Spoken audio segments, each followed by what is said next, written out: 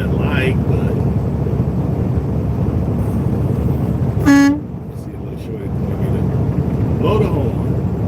No problem, I got you. How long you been driving trucks? He must be new to the channel. What? 11 years. 11 years. I've owned my company 5 years.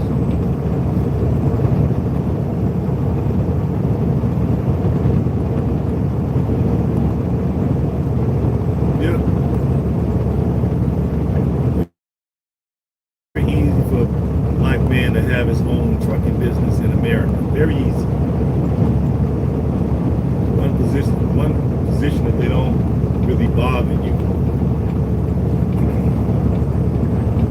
Once they see that you drive trucks, you usually get a pass. They usually treat you a little bit more respect and dignity. I haven't seen nothing foul happen to anybody. I haven't heard any ill treatment for anybody.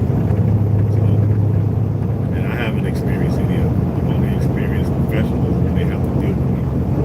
So I like this industry. And I ain't got no boss, as I was saying before. Standing over my shoulder, seeing how many bobbles I completed for the day, how many reports I did do. Love it.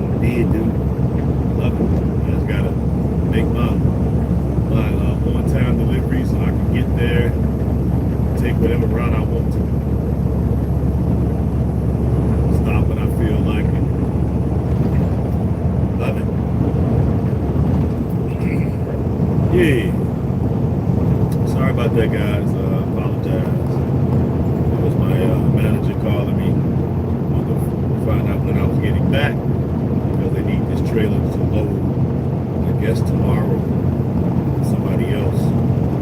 My next load is not until Monday. I got the weekend off.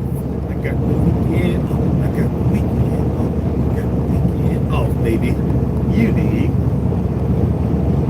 So that's cool. Give me time to try to go get my niece and hang out with her. I'm saying I'm gonna do it. I'm gonna do it this weekend. I'm gonna sit down and figure out where we're gonna go. I had a good week. And my paycheck was off the chain. So yeah, I'm happy. I'm ready to go out and spend some money now. Let's go spend some money, little baby. My little 6-year-old great niece. We go and spend some money. Yeah. That's what I'm looking to do this weekend. I'm off now. What y'all plan on doing for the weekend? We are back. Yes, we're back. Yeah, my manager wants to get some info. We can get off the phone with him. We should be good now. Just want to make sure he ain't had nothing else for me to do. So, get back to Chicago today. Probably gonna be a little bit short. I get back first thing tomorrow. Probably around 11 o'clock, 10, 11 o'clock tomorrow, which is great. I got to send off a few pieces of mail, check my box, and then get on my friend Google and see where me and my niece can go hang out for the day. We haven't been to the zoo together yet, so maybe I'll take her to the zoo. Like 90 degrees. It's hot for us to be. I'll take her to the jumping bag thing, like that. Some pizza, one of my favorite pizza place. I think that's what we're gonna do. And then I'll buy another bike. I bought another bike. I think she got broken out, so I can buy another bike. I'm looking to buy another bike too. And then I want to see. I ordered the bike. See if my bike came in the house. What? In the house for the weekend? What? Happened. Hey, feeling like we did this run with you. That's good. You know, I want to show y'all, you know, what I be when y'all hear me talking. Cause for you folks that don't really, you know, move around America like that, I move around America, so I get to see stuff, and I get to see the lies being told. You know what I mean? Look at all this land. And I was saying before you called, I just remember where I was at now. I was asking y'all, did y'all think that the world is overpopulated?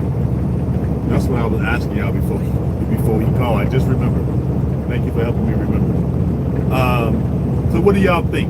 I didn't get no answers from y'all yet. Do y'all think the world is really overpopulated?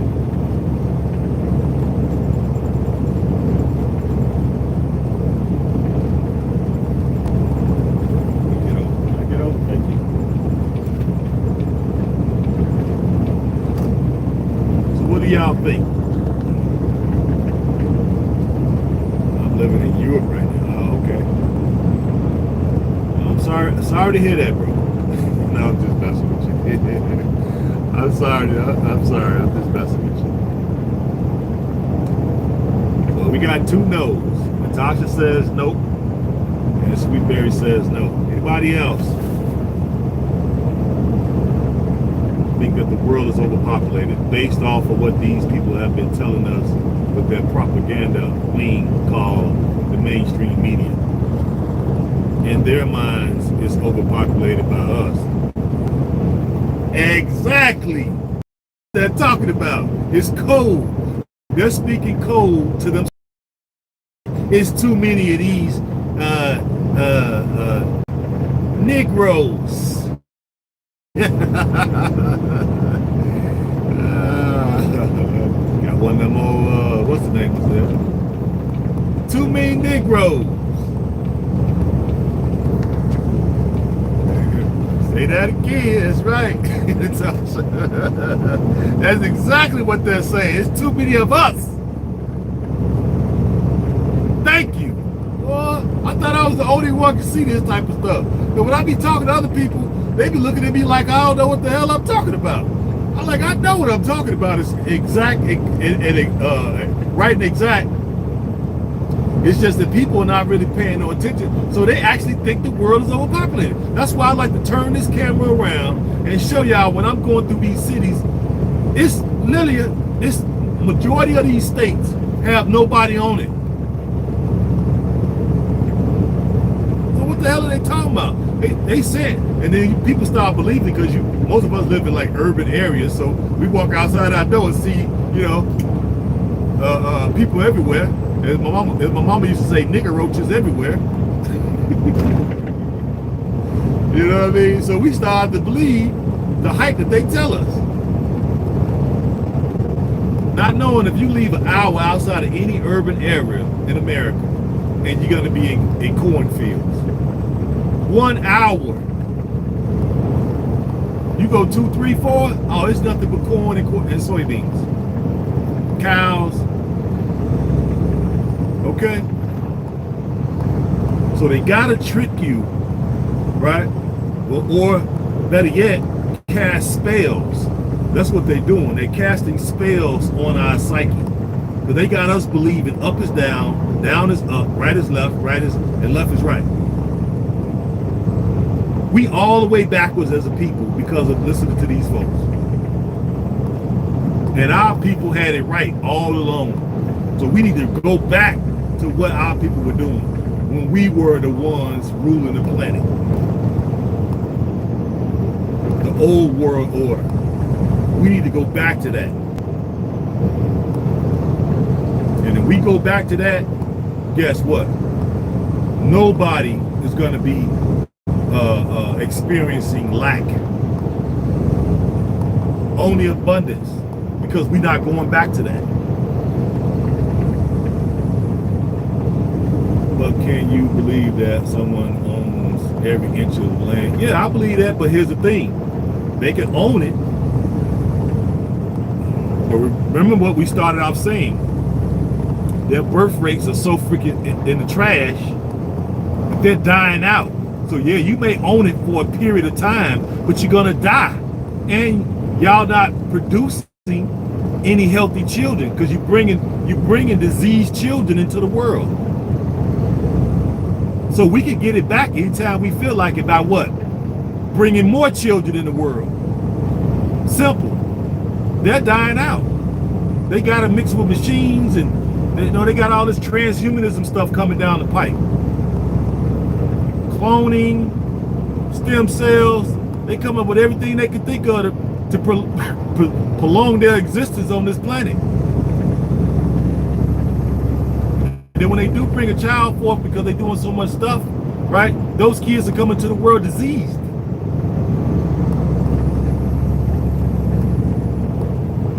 They coming with all kind of, just think, 30 years ago, you never even seen a Down syndrome child.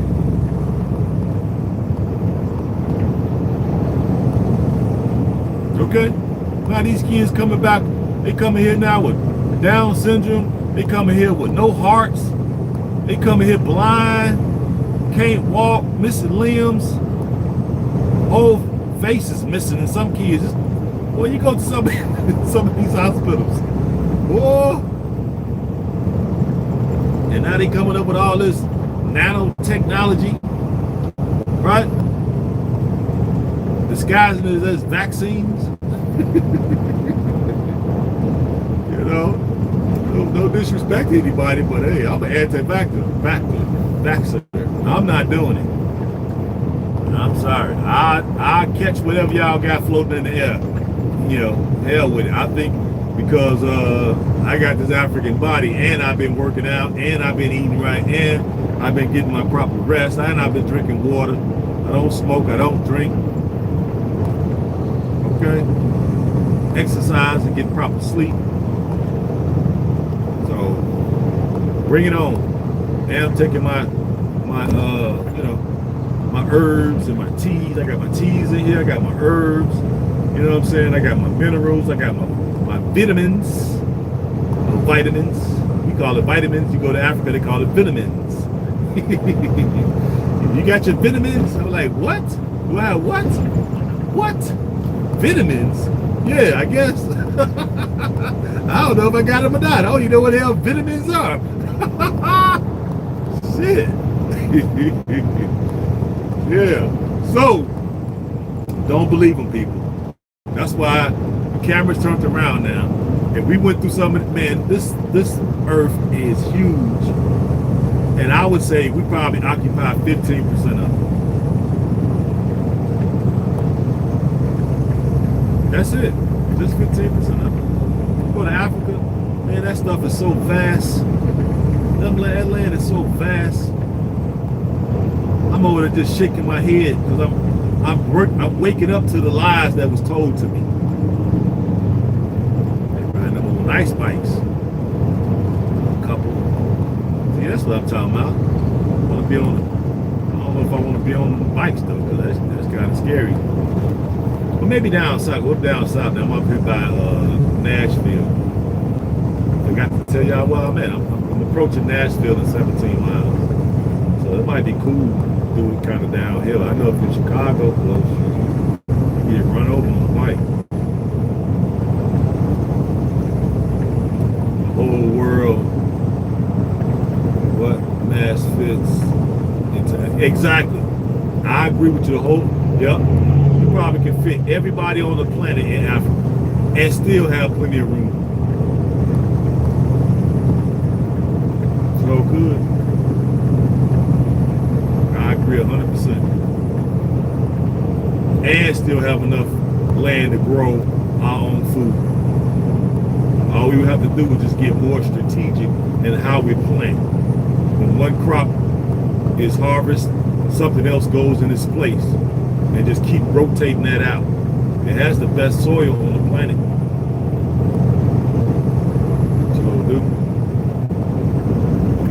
So we should be thinking more in the terms of abundance, people, not lack.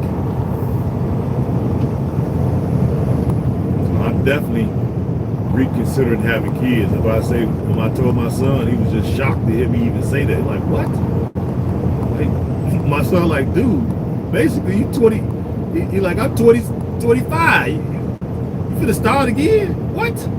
What? Are you crazy? Like, nah, man. Can't do it over here because it don't make sense. It basically penalize you to do it over here. We go over there, shoot. I get that land, start putting that good food in the ground. So that go the food right there. Then once you get a shelter, build a house or whatever, and takes care of the shelter. Over there, you can dig a borehole. I heard the Bag family talking about them boreholes. That's free water for the rest of your freaking life.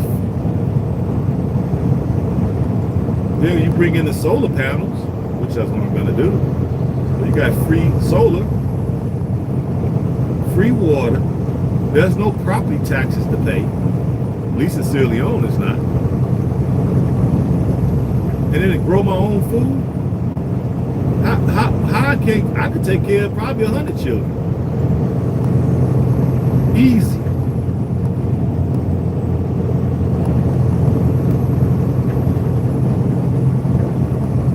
And then teach them, right, the different sciences. Yeah. Teach them engineering. Teach them all the different sciences. So we're going to have, hey, we go out in the world, we're going to make something happen. We're going to have them reimagining things outside of the box because nobody really challenges us on some of these methods of thinking. Nobody really challenges us. You go to school to learn how to regurgitate. Your degree should be, it should say, I have a BA, I have a master's, or I have a PhD in regurgitation. You know how to regurgitate some shit. That's all you know how to do. But as far as thinking, oh no, that's out the question. Very few of us can think. Now you ask us to regurgitate some shit. Oh yeah, we good at that.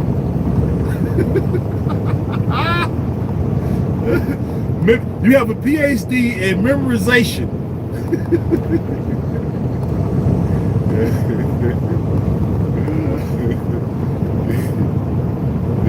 Because the reason why I'm saying that because I'm thinking back. I was dating a lady about I want to say 5-6 years ago. So I don't remember what it was. About 6-7 years ago. I can't remember. And she was getting the PhD. She was just finishing up her PhD. And so, you know, I'm like, okay, cool. You know, she's a smart sister. I'm a smart brother, so it makes sense, right? But you know me, I'm gonna challenge that. I'm gonna challenge that because I knew back then that a lot of this stuff is just paper tigers. It's just you go to school because you couldn't figure out nothing else to do. See, you don't really know what you're good at, so you run back to school. I understood that. So when I started talking to her and started asking her questions, I was able to bring it out real fast within the first couple of weeks that, okay, her degree don't really mean nothing. That PhD don't mean nothing because the minute I ask her a question, she damn near scared to answer it. Or try to answer because cause at first she started out saying stuff like, you know, trying to sound all intellectual. I'm like, okay. I may slur my words and I may stumble over my words a little bit, but guarantee that the thought pattern and the concepts are solid. What the hell are you looking over here for? I'm going to go. Looking over here like something. I don't see nothing. All right, sorry about that. He distracted me while you looking over here. So I'm in her house, right? And she had a library. She had a library, not necessarily, I shouldn't say a library. She had a really large bookcase with looked like hundreds of books. So, you know, I'm impressed because, you know, I like to read. So I take a few books off the shelf. I'm looking, you know, it's like Carter G. Woodson, Miseducation of the Negro, and she had Chancellor William up there, Destruction of Black Civilization, and she had some of Claude Anderson books. She had Dr. Naeem Akbar book. She had the book on Dr. Kundrufu, Conspiracy to Destroy Black Boys. She had some of the I mean, I'm in there just in love. I'm like, oh yeah, I'm marrying this woman. After the first time you see her bookshelf and seeing the collection of books she had, I'm like, oh yeah, she might well go on and start, you know what I'm saying, going on a diet so she can fit into her wedding dress. Because she was only like a couple pounds away, but she had a nice figure, so it was all good. But just looking at her bookcase that first week, I was like, oh yeah, I'm marrying this woman.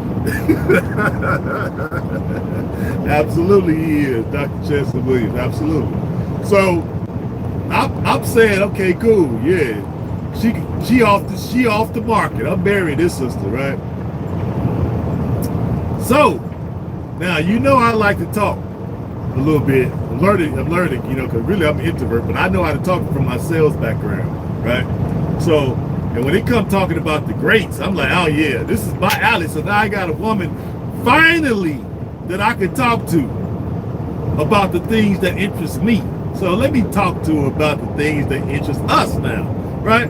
So I start bringing up certain things, and I'm looking at it because we're sitting at the dining room table, and I'm seeing this peculiar look on her face, like, and I'm trying to gauge, like, what is that look? Is that look that she's surprised that I know these people and I know the content of these books, that I read these books, that I own these books, or is it the look that she has these books, but this heifer never even read one of them?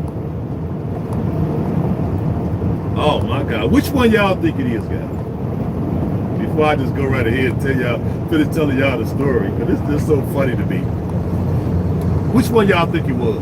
You think it was the fact that she was surprised that I had read these books, or do you think it was the fact that she had never opened them books and that was the look that was on her face? Which one y'all thought it was? Which one y'all think it is? She did not read them. Who said that? Okay.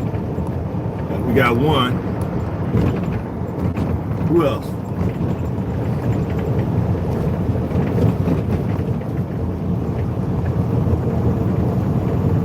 Anybody else want to answer? We got traffic. We know we're getting close to Nashville now. We got traffic.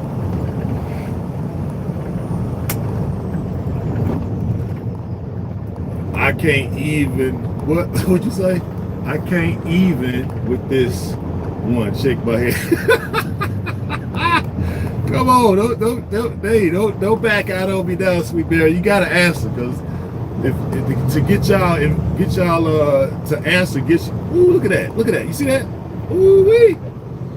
Now that truck driver should slow his monkey butt down. You see people stop like this, you're supposed to be slowing down. See, that's what it is. Somebody lost a tie. I would jump out and grab that tie, but don't make sense for me to do that. There's a lot of hit me trying to do it. I'll be in a freaking wheelchair. I'm gonna sue the hell out of them. Going to Africa on a gold wheelchair. My wheelchair gonna be 18 karat gold with some gold spinners on the wheels. Shit. He ain't with her now, so I know she didn't read them. Yeah, who else said something? Let me see. Of course she didn't read them. Yes, you guys, y'all started to learn how my way of thinking. Do you know this woman hadn't read those books? And you know, I went plumb off on her. I told her, what the hell would you go spend literally thousands of dollars on books you haven't read? What is wrong with you? She just like, had the dumbest answer. And I'm like, you are weeks away from getting a PhD. I'm like, wow. I said, well, you might well give me them damn books. They'll get some use with me. I don't know what the hell. I asked her what her freaking angle was, and I think what she's, if I recall back, because like I said, that was about 6 years ago. I think she was saying that somehow, some way, she had some connect that was getting her the books wholesale.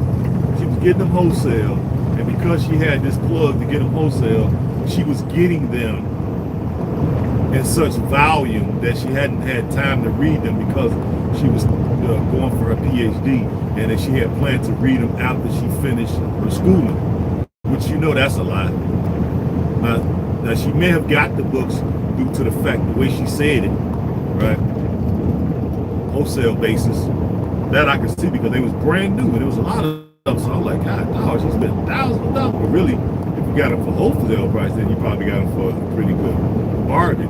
But she said she was going to read them after she finished her PhD. I said, no, because I think then you're going to be trying to get out here and recover some of the freaking money that you had to that you had to borrow to get that degree. So now you $100,000 in debt. You ain't gonna have time to sit back and read all these thousands of books you got over there.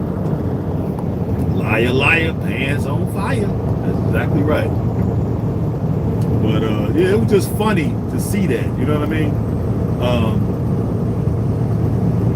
So I would like to see, I'm gonna probably try to get off into the book business at some point, because over there they don't have access to the books that we have over here. So I would definitely like to have libraries and books over there. But on library, look, the kind of library I want, or / museum, is all our people. Bring in some artists to do sculptures of our people, paintings, and their books. And then have like rooms set to the side where we got film projector or something hitting the wall showing lectures of Garvey, lectures of Malcolm, lectures of Dr. Amos Wilson, lectures of Honorable Elijah Muhammad. All our greats we're gonna have lecture rooms where kids can come there and learn. Or we'll create, hey, when these devils find out what we doing over there, they gonna be like, oh, we gotta stop this. They gonna make it. They gonna take the price up on the passport. All right, in order for you to get a passport, it's $9,000. We can't let these Negroes leave out of here. They going over there doing some stuff that we didn't think about. Because we got a hell of a collection of greats, people. And I want a library with all of our greats, all of their works in the same building.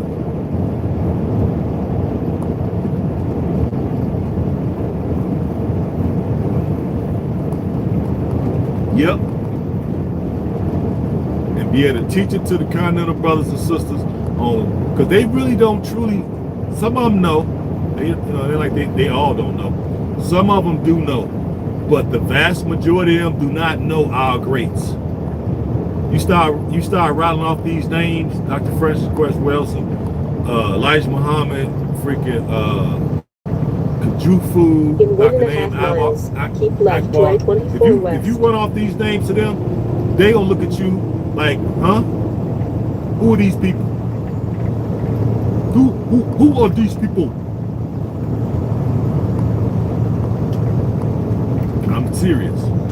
They do not know our greats. And rightfully so, we don't know their greats.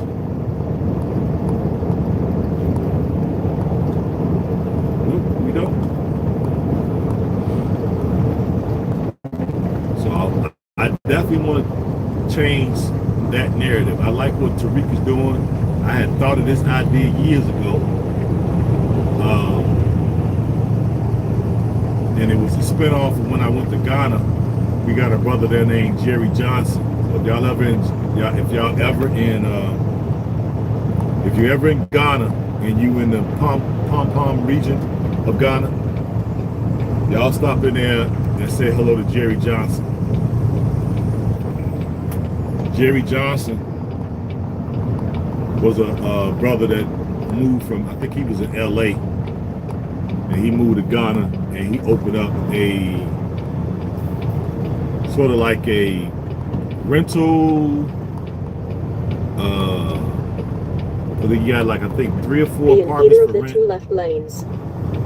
And then he has a restaurant, and he has a museum. He calls it the Wall of Fame, and he has about 50 or 60 of our greats worldwide on the wall, who they were, what was their name, a depiction of them, and the date, and when did they transition. And then what he does is he brings the school kids in. They come in on the bus. I think he charged a small fee, and then he narrates each person to the African kids. Beautiful, beautiful. And so I got that idea from him because I've been to his place twice, and I said to myself, because he has everything outside, so when he does that presentation, there's no trees there because he had to level those trees in order to make way to build that building. When he's making that presentation, it's usually during the beginning of the day, and when that Ghanaian sun come down, boy, oh my God, it would literally beat you down to the ground. So I'm thinking, when I noticed that, because I tried to stay out there to find out who everybody was, by the time I was done, boy, I was about the same complexion as a piece of charcoal. And I'm sort of a brown skinned brother. I was about the same color as a piece of charcoal. And I was like, no. So I said, you know what? I'm going to do this same type of thing, but instead of having them on the wall outside in the blazing sun with no shade, I'm going to bring all this inside to a building with AC. You know what I mean? I'm going to bring it indoors with the freaking AC, you know? And then, like I said, with just the pictures, I want to have the books. I want to have their pictures. I want to have sculptures. I want to have a film room with their lectures just playing on a loop. Maybe 5 or 6 different rooms, and just have 10 of the greats just going through with their lectures, and just have it on a rotation, a loop rotation. Because if people really take hold of the greats and what they brought to us, there's no way we supposed to be on the bottom. There's just no way. We're on the bottom because either we don't know about them, or we don't choose to think that it's practical that we can use some of these things that they brought to us. That's what I'm getting. That's so weird to me. What's so weird to you, Sweetberry? What exactly? Because I know I've been rambling off here for a minute. So, what's so weird to you? I'm in Nashville, people. In 1.5 miles, keep right to I-24 west. Come on, lady. Little lady driving this truck. It's like people see you with your signal on, all of a sudden they just still drive slow. Oh, heavens. In damn Erica. The divided snakes, baby. The unreal, what? Oh, unread. Oh, okay. Yeah, the unread books are on shelf. Yes. And I'm talking about this woman had, Sweetberry, this doggone heifer had at least 1,000 books on that shelf, on them shelves. It was tall as me, so it might have been from the floor almost to the ceiling. And every shelf was just littered with books. And they was all, because when I looked at them like, damn, they don't look like they even been bent back. The covers are all pristine. So I knew something wasn't right about it. That's like Well, oxymoron, exactly. Exactly. But quick to throw in my face, I got a PhD. I'm like, man, that PhD don't mean nothing. I guarantee you ask me any question, I bet you I have a logical and a factual answer. And if I don't, I got enough sense to say, you know what? I don't know the answer.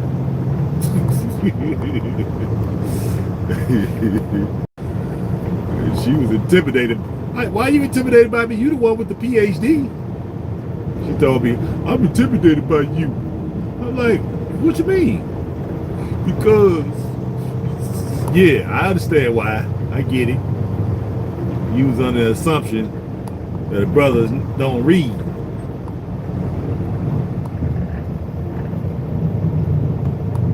That's all right. Everybody make that common mistake. What the heck is this dude doing? Why is he stopped? Trying to get over? I'll let you over. Go ahead. I mean, he just flat out stopped.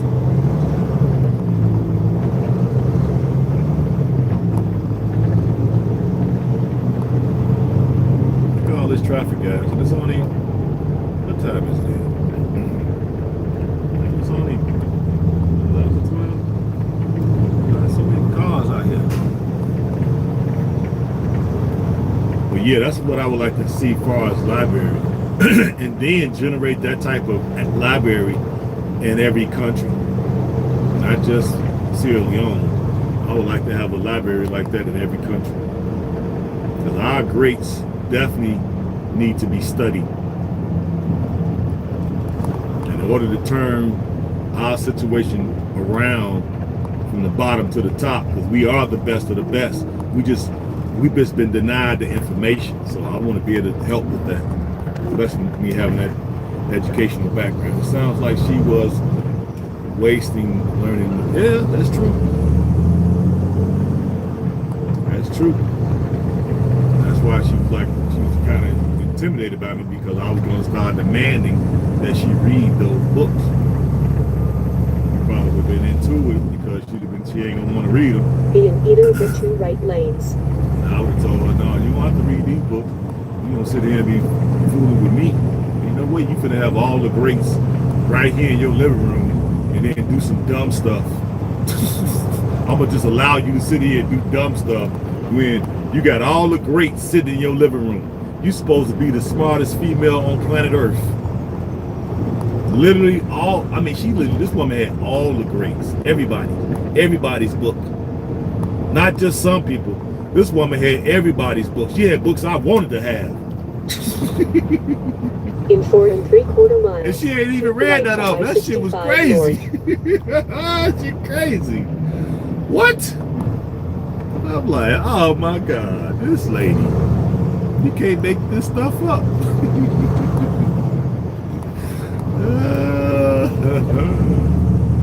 Yep. So I'm gonna fix that. I'll make sure we put some libraries over there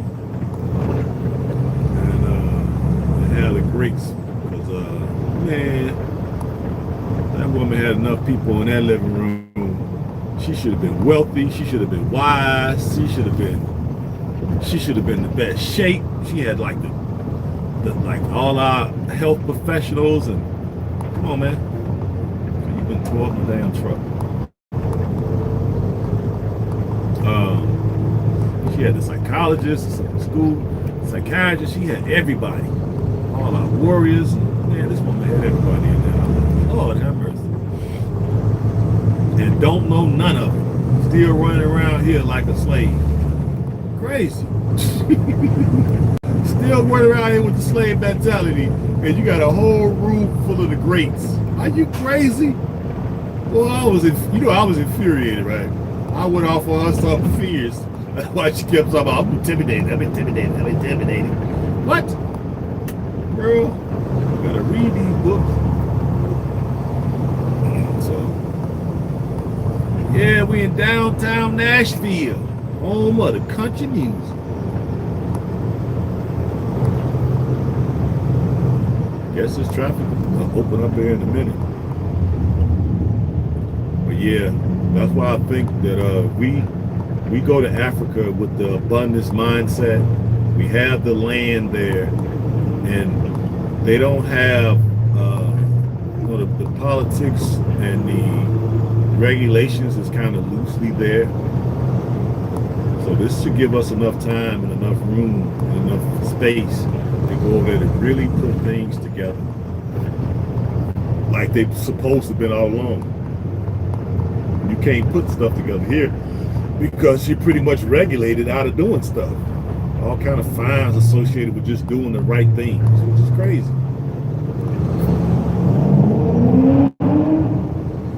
If you want to get a garden, you got to have a permit.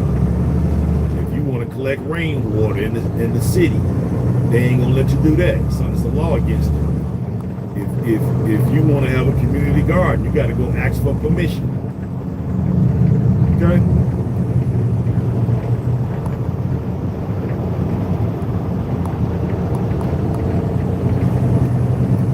You have literally no sovereignty at all. Overregulated, exactly. Nashville has the new National Museum of African American Music. Oh, really? I didn't know that. Is that Go Black? What up, Go Black? I see ya. My brother. I didn't know that. Maybe next time I'm here, I'll go over there. Because I have spent a few nights here in Nashville since I've been doing the trucking. So I get a chance, maybe I'll check that out. But you know, I love my black music, baby. Love it.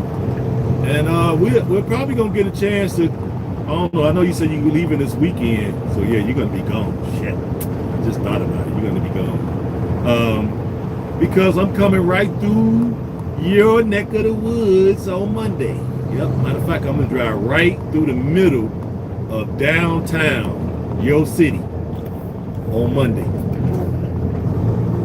Yep.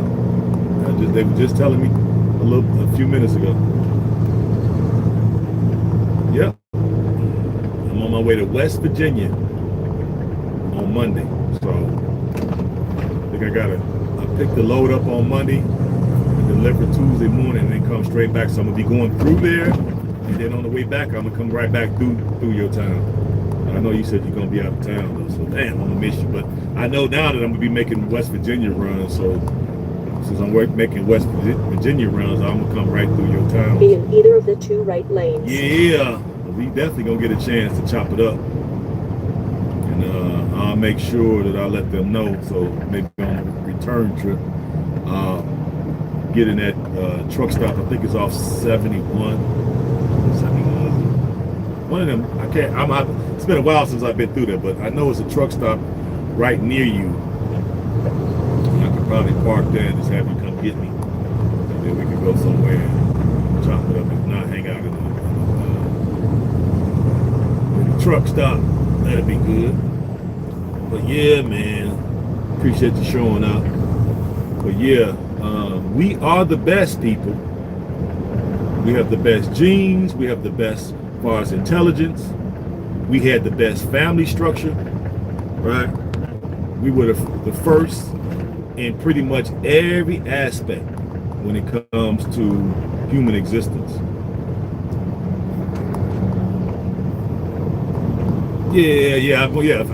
I'm glad you said so. Thank you for shouting me out too on your channel, brother. We had a few folks.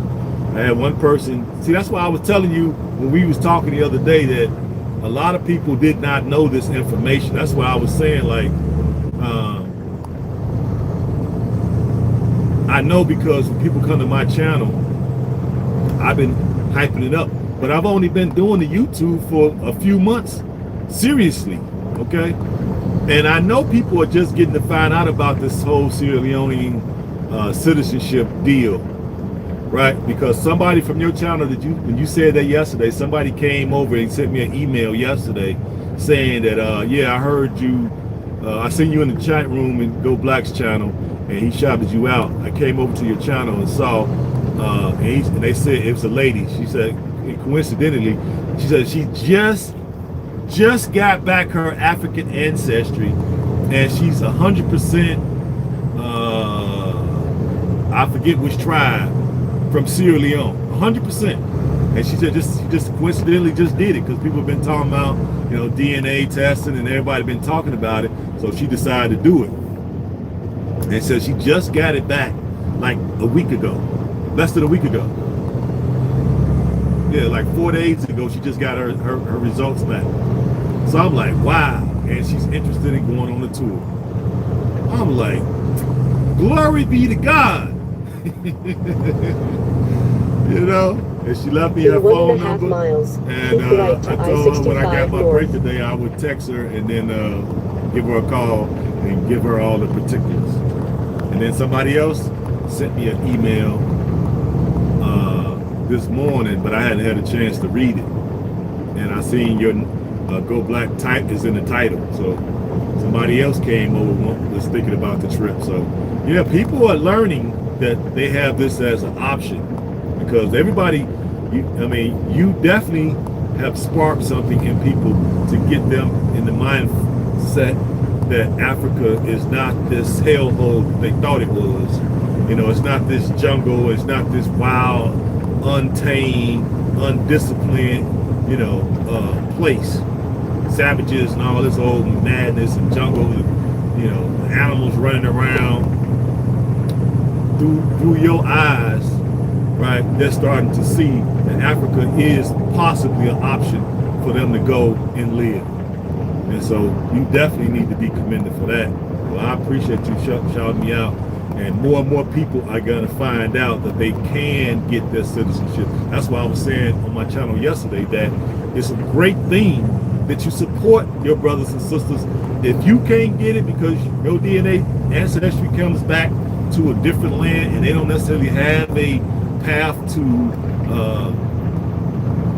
accelerated path for citizenship, then you want to support us and us getting ours in Sierra Leone. And then once we get a really strong base, we're going to advocate on your behalf from whatever other Western African nation.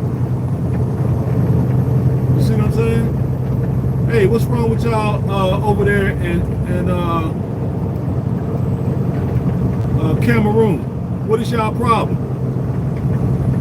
Y'all, I know y'all got some museums over there, and I know you all know about the slave trade that took place.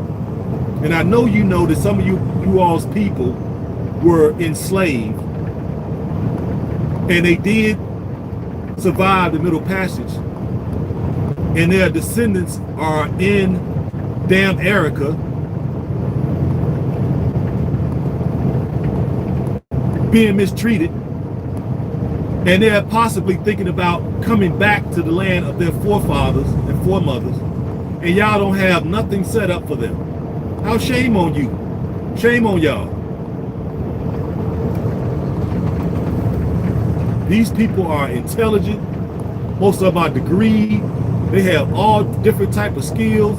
A lot of them have money. They're willing to come there and invest, open up businesses to help in any which way they feel that they can help. And y'all denying them that? Something ain't right. See? And the more voices we have saying that, the better off it's going to be, so we can get these governments to fall in line with what the actual movement is on the ground. The people are the movement.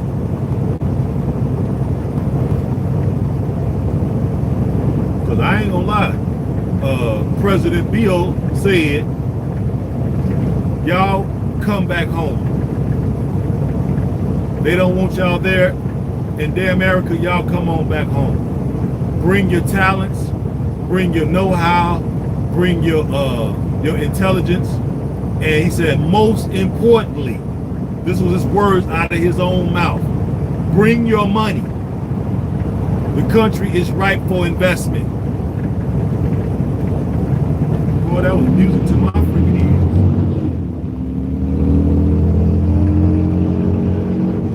You got this Mad Max fight. Hold on, let me see what you said. Two of my favorite Africans.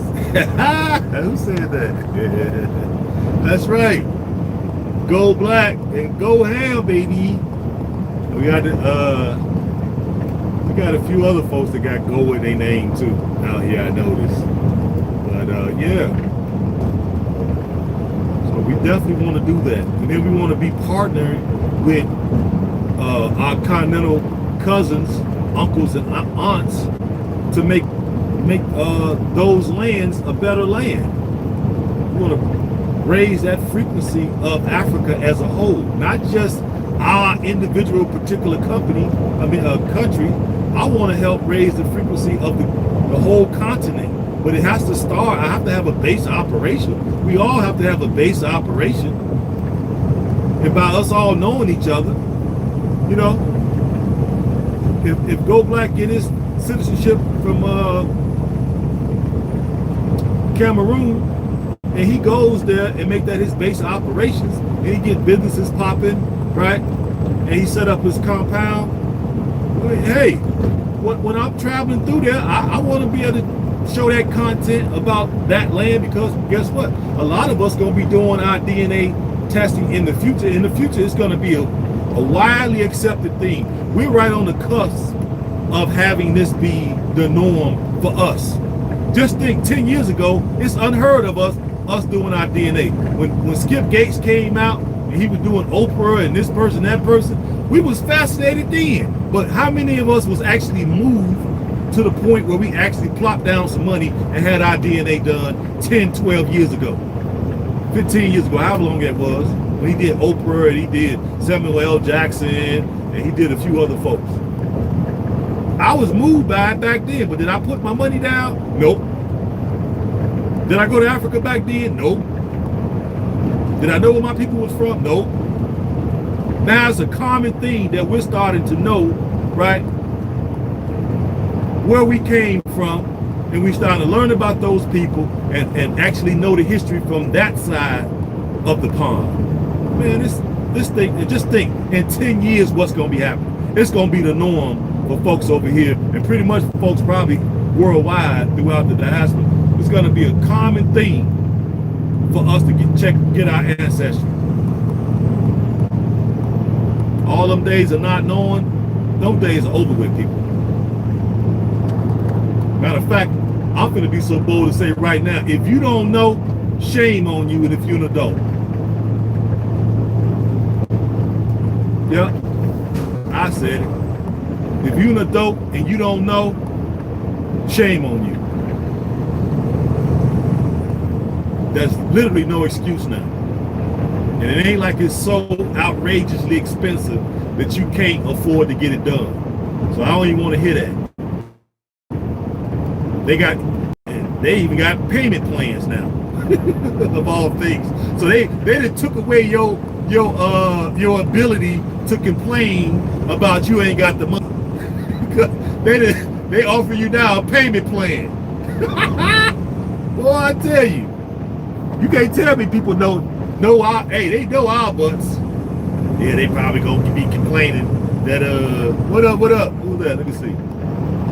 What up? I see you. Been a long time. Where you been? I've been over here running my mouth. Where you been? You been busy? Hey, welcome. We'll have to catch the playbacks, that's all. Yeah, so that's what we want to do. We want to have a network, because with them passing that free trade agreement, people been telling me, hey man, what about that free trade agreement? Yeah, but I don't think y'all understand how to use it. Okay, that is going to come in handy for us in the diaspora as we moving back. Because now we're doing our DNA testing and we're finding out that we're coming from all of these West African nations.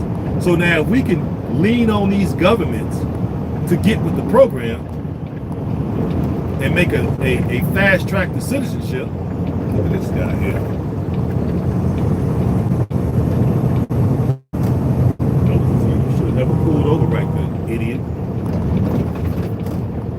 Yeah, if we lean on these governments to get a fast track to citizenship for folks that can prove through DNA testing that they share a genetic match with some of the tribes that's in those particular lands, and get these folks a fast track to citizenship, and get these folks that want to go back, and folks that's going to want to go back in the future, right?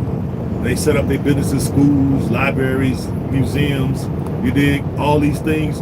Now it makes sense for us to be doing that trading back and forth.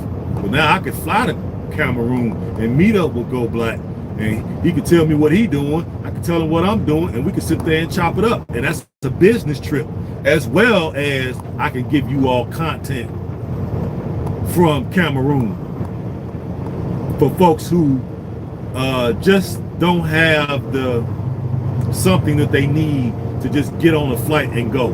See, me and him are of the same spirit. We don't mind. We get up and pew, we out of here. Okay? We're not fearful, and our mind is more to the fact that we want to explore. So these things, oh, I would love to go there and show everybody else. We could go there, okay? And then we could chop it up on how we could do business with one another. So if I'm in Ghana, or if I'm in Sierra Leone and he's in Cameroon, and they got a certain something that they're growing there that's like off the chain, maybe they got some special blend of coffee that can only grow there, or tea, you know what I'm saying, or whatever, and I want to sell that in my store, they could grow it there and I could buy it. Okay, those are the images that I think of when they start talking about that free trade agreement, trading with the different African nations. That's what I'm thinking of, as well as the kind of the brothers and sisters farms and that type of thing. So this is a lot going on, people. And we are, of course, we are, how I want to say this, we are right now, us that listen to these particular channels, we are like the kids in high school who have honor classes. Yep, we are honor students. We're ahead of the class, we're ahead of our time, and we at the beginning of this thing.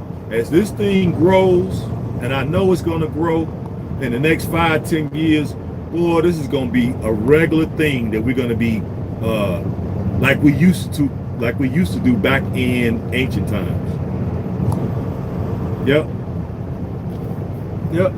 We're gonna be Africa, we're gonna be going to South America, we're gonna be trading with people that we need to trade with up in Europe, going to the Far East, buying goods, bringing them back to Africa, selling them in Africa, selling some in the UK, selling some in America, then going out to South America. That's what I see. We're gonna be international business people. And we're at the beginning of this, I feel. Are y'all feeling this? Are y'all feeling me? What y'all think? That's what I see. What do y'all see?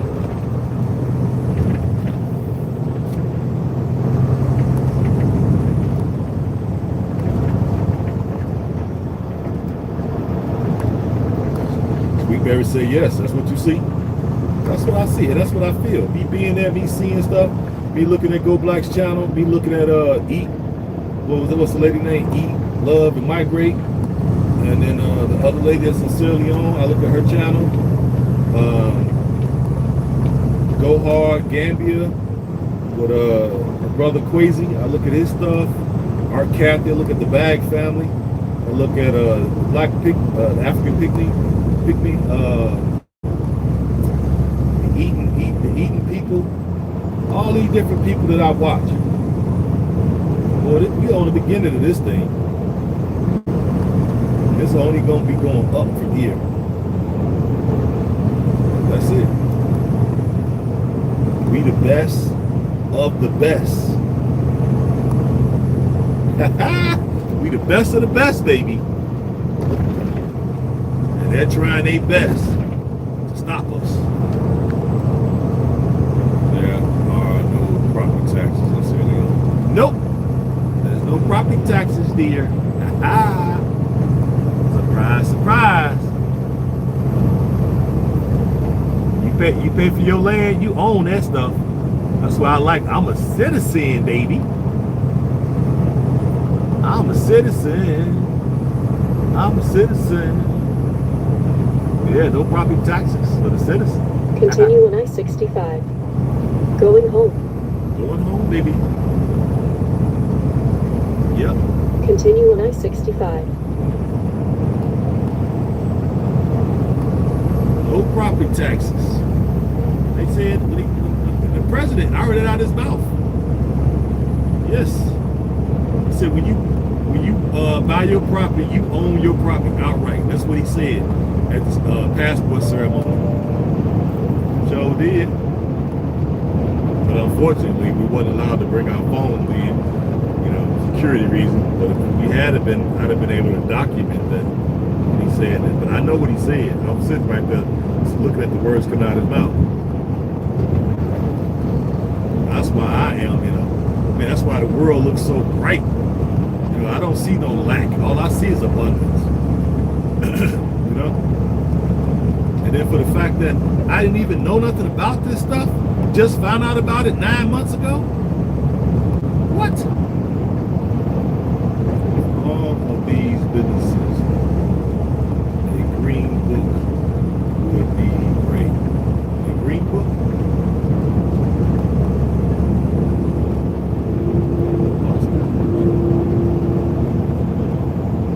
Nobody on the phone. Get your ass off the phone, goofball. Got the phone in his hand, like right up to his face. I wonder why he in my lane. On the phone, there's something wrong. Get in front of us. What you mean by green book? It's like a black pages. You got a black pages. I'm sure that's what you mean, right? Like a book where all of us have our businesses and our business contact information, what we're selling, what we're selling, and green book and a dictionary. Green book and a dictionary.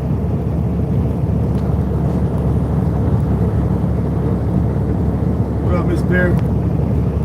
Yes, okay. Yeah, we got we can do something like that.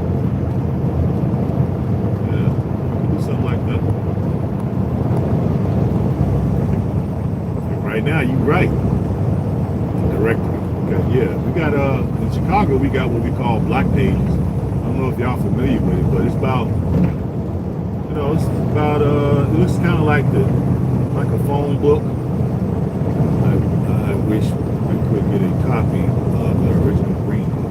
Okay, well, I'm not familiar with exactly what it is. I got an idea of what y'all saying. I know we have what we call black pages in Chicago, and it's a book that's put out by us, for us. We have it in Florida also. Okay. And inside that book is like all of your black business people, insurance, car salesmen, jewelry, financial planners, accountants, bookkeepers, everything, attorneys, dentists, different people in the medical field. All the information is in there. Real estate people got their name, their address, phone number, email, websites, what they do. You can reach out to them so we can try to buy black, keep the money circulating in the black community. So yeah, we can put some stuff like that together. That shouldn't be too much. That's right, boo boo. Yeah, for us, by us. You better believe it.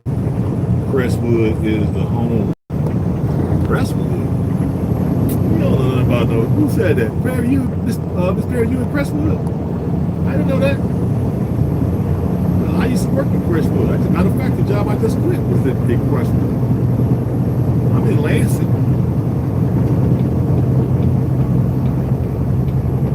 Yeah, I'm in Lansing. Over there in Crestwood, huh? Yeah, I know Crestwood. Is that what you said, Crestwood? Oh, Hazelcrest, my bad. I said Crestwood. Hazelcrest. I'm trying to say I worked in Hazelcrest. I know Hazelcrest really well. Yes, I do. I live in Lansing, so I know. My mechanic is in Crestwood. That's why I keep saying Crestwood. catechists. A hometown girl. Edie, Chi-Town in the house, Edie.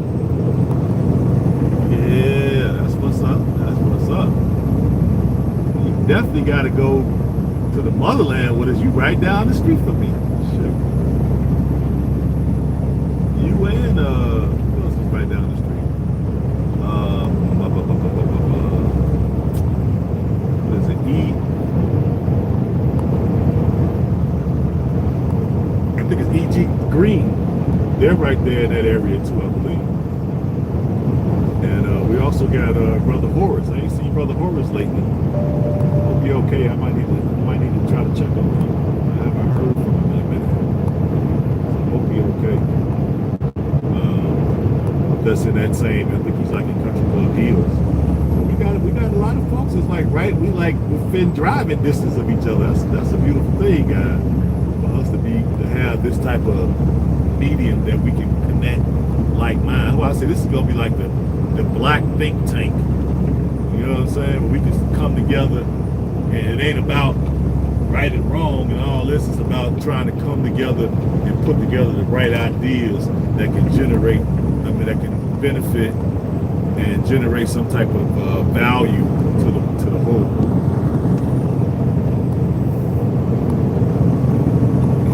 You might have to leave your husband. Hey, it's okay. You can get a new one if he don't see the light. You know what I mean? He should be able to see this. This will definitely be a good thing for a man, because man, we could go to the motherland and really put forth. And not have all these regulations tying us down, all this red tape. You know, with just a little money, we could go over there and make some stuff really happen. So he should definitely be on board. Yeah. YouTube, Global Green. I never heard of him. What was I heard? Global Green. Check, look and see what they're talking about. Don't tempt you.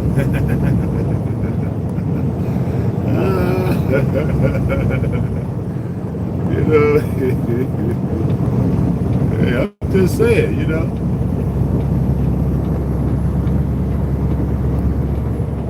Great salute, king and queens. There you go. The grass of the house. Actually, the Green Book. Get around this truck first.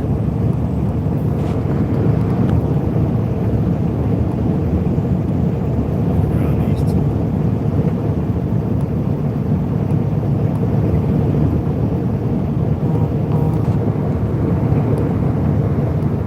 $40 of marriage. Lord have mercy. Shout out to y'all.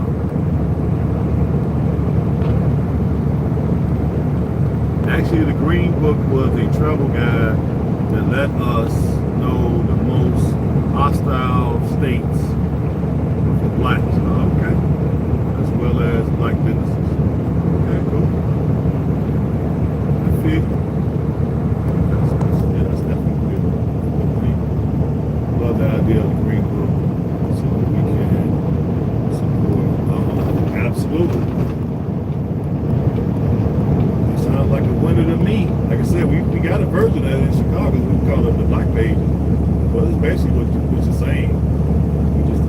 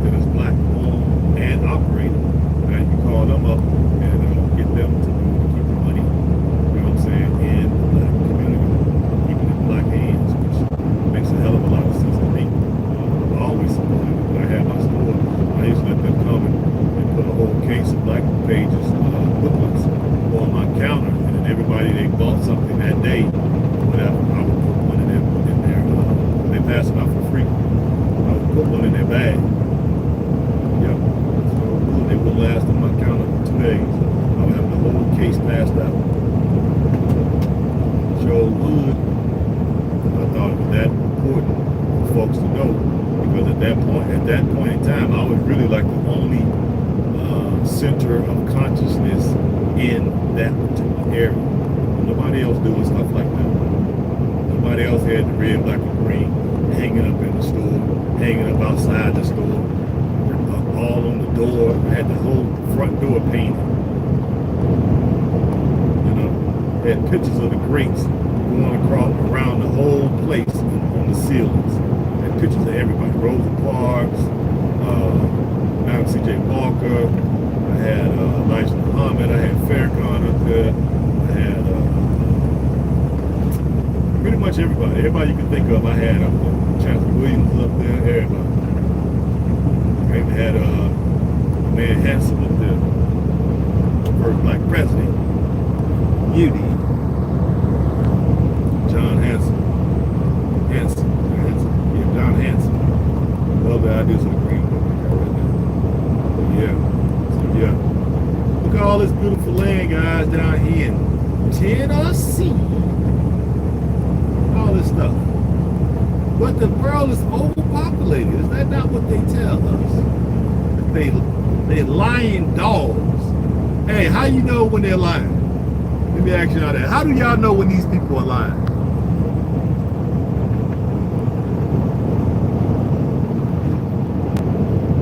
How do y'all know these people are? How do you all know when these people are lying? That's a question. What do y'all think? There's some answers. How do you know when these people are lying? When they open a freaking pie hole. Exactly. Sweet Mary. The minute they open up their freaking mouth, just take it as a default mechanism that they're lying. The minute they open their mouth, they start lying. And they try to call us liars. No, that's projection. You're trying to project onto us what you all are doing, actually doing. Exactly. Damn liars. Got us all discombobulated, confused, misunderstood, right? Miseducated. Shit. Soon they open their mouth. Lies. That's right. Fuck mother and fathers of lies. They right up there next to the great deceiver. You know what I'm saying? Shoot. Got us all confused. We don't know what to do. They got us so scared. We scared to take a step anywhere because we fearful of what might happen, what could happen. But most of these things never even come to fruition. And I'm saying this from experience because I remember it was a time when I wouldn't dare went to Africa. It would have. I probably would have went into a panic attack years ago. And I can understand, you know, I've been in this thing a long time, so I've gotten over that. But I can imagine how some people are hearing us talking about Africa now, and they just go into a flat-out panic attack. My kings of kings, exactly. I started talking to other people that don't really know about the Back to Africa movement or whatever. They just haven't touched their existence yet. They literally freaking paranoid of just thinking about it. They start hyperventilating just when I say, man, come to Africa with me. They literally almost go into a panic attack. Their breathing is heightened, right? Their pupils dilate. their voice get all got that little hesitancy in their voice. What? Africa? No, please, don't ask me. They scared to death. That's why I don't tell, what you say, Sweet Bear, let me see. That's why I don't tell anybody my plans. That's right. That's why I don't either. I just kind of go now. I don't tell people. They just find out I'm there through Facebook or something. I'll put some photos up on Facebook and be at the airport with my luggage, looking all fly, looking all cool. You know what I mean? many, oh, many hours. What? Oh, many hours to Sierra Leone. Okay, Miss Berry, I'm kind of confused what you're saying. How many hours on the flight to there, or are you saying, I think that's what you're saying, right?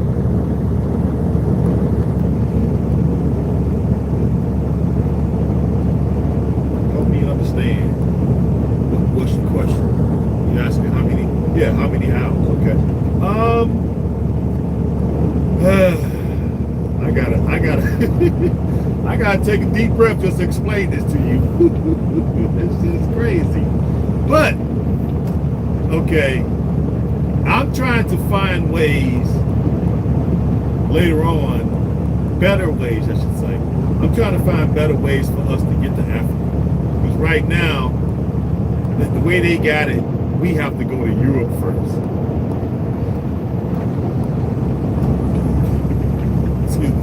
Which makes the whole experience, the whole trip longer, right? Because we got to go to Europe first. So basically, you can fly out of yeah, we can fly out of Chicago. You can fly out of the ATL. I think you can fly out of Newark, and you can fly out of New York. Okay.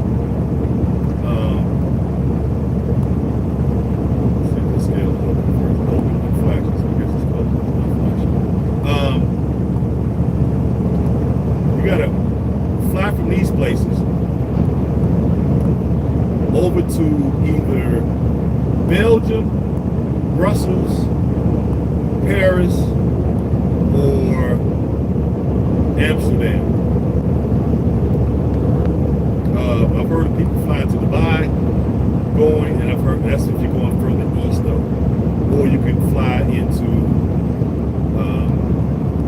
Turkey. Okay? And because we happen to do that, this makes the trip longer. So it's basically a two-leg trip if you're flying out of Chicago, ATL, Newark, or New York. And then once you land in Europe, then you fly from there to your respective West African nation. So I would say basically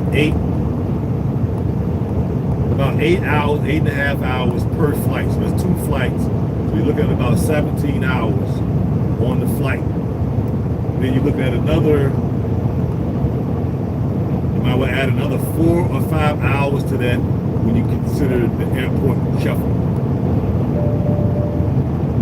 Okay. So all together, you're looking at about 21, 22 hours. Yep.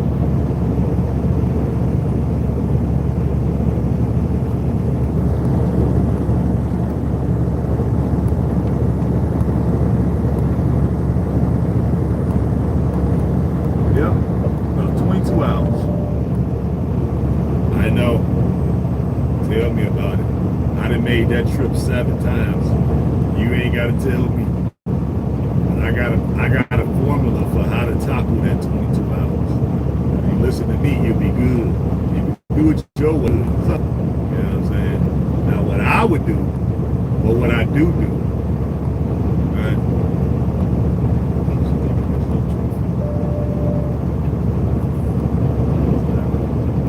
Just in Kentucky, y'all. What you do, Perry, and for everybody else that's listening that hasn't been to Africa yet, this is going to be you all's first time going, this is what you should do. Are y'all listening? All right, this is what y'all should do.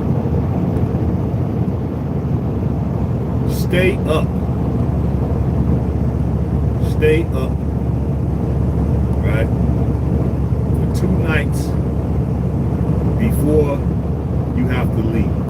Those last 2 nights before it's time for you to leave, you're probably already going to have nerves out of this world. So you're probably already going to be half sleeping anyway. So just try to go ahead, drink coffee, you know, get your Red Bull or something, do some jumping jacks, push-ups, sit-ups, go to the gym, 24-hour fitness, whatever. Just stay your butt up, right? That way, the minute you get on the plane, you're gonna sleep the first 8 hours. So the first leg of the trip, you're not gonna even be present because you're gonna be somewhere in a dreamland, right? You're probably gonna wake up after the 8 hours, and then that second leg of the flight, that you want to kind of be present for, because you want to be able to be awake as you're flying into Africa, as you're flying over Africa. You want to be able to take that experience in. Okay, that's how I do it. That first part of the trip from America to Europe, I'm sleeping. I usually sleep the whole 8 hours. So I'm well rested for that second part of the trip, and I want to be able, when we get over the African continent, traveling in that thing, way past about 100 miles ago, still going, maybe going to Louisville. As you can get pretty far on this thing. So yeah. If you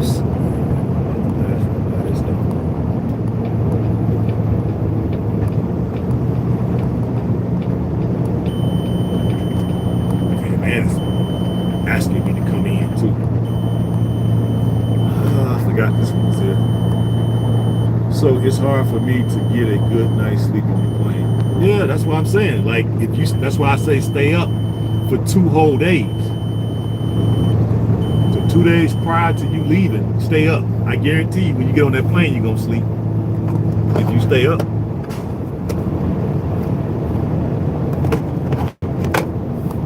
Guaranteed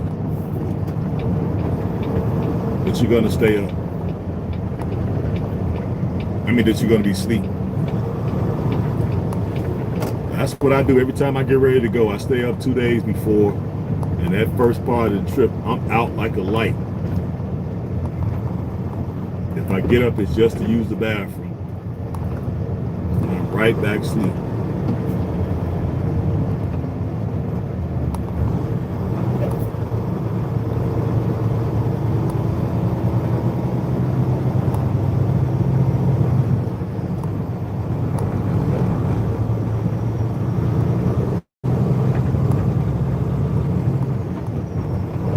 Go to the weight station. Oh, okay. I might miss that part. I'll try to do that. Yeah. I'm going to need a feet truck.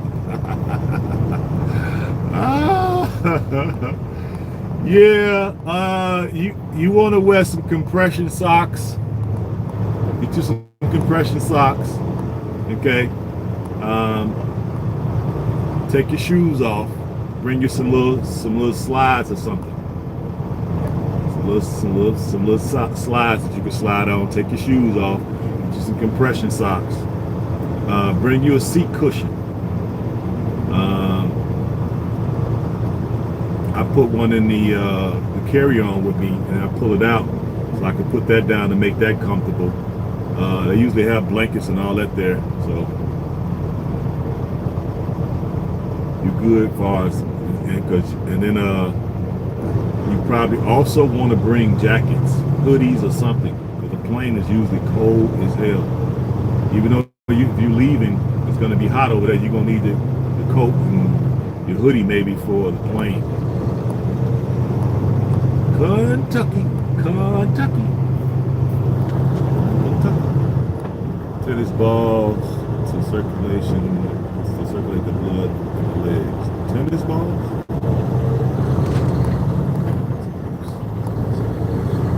Circulate the blood in the legs. Oh, okay, yeah, I see what you're saying. Yeah, do that. And also, on the second leg of the trip, when you get your flight info and you get your seat assignment, I try to always change my seat assignment to get either an aisle seat that's near the washroom. try to be at least one row over from the bathroom and an aisle seat. Okay? That way, at some point, I get up and stand up, right? And do kind of like air squats as I'm standing up. I might stand up for about an hour and do air squats while I'm doing it. Just basically, kneel down, stand back up, shake my legs out, do another one, do that for about an hour, and then I go back and sit down. Then about maybe 2 hours to go by, I get up and go do it again. You're fasting, yeah, that'll work. If I want to eat less food, that'll help.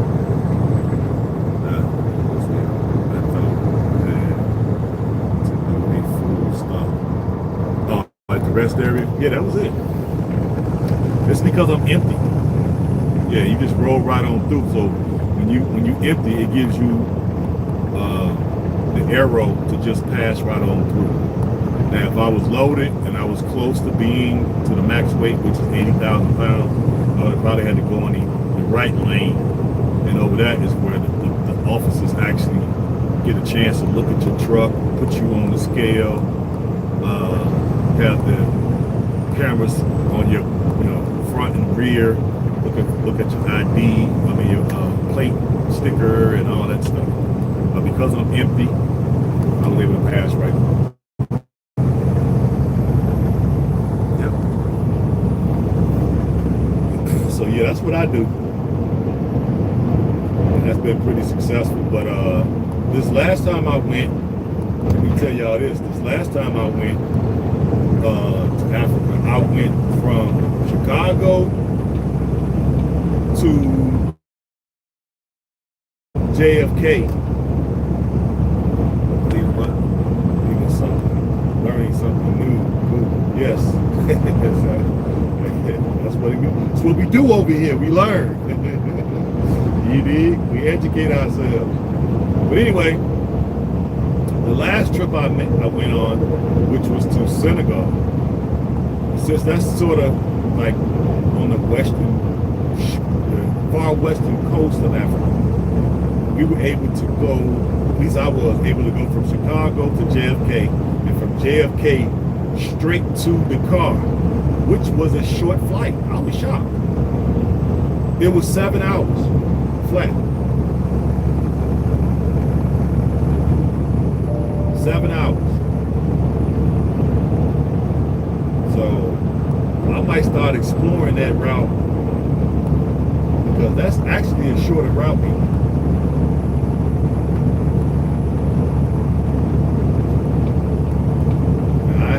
I haven't taken the time to calculate the money difference.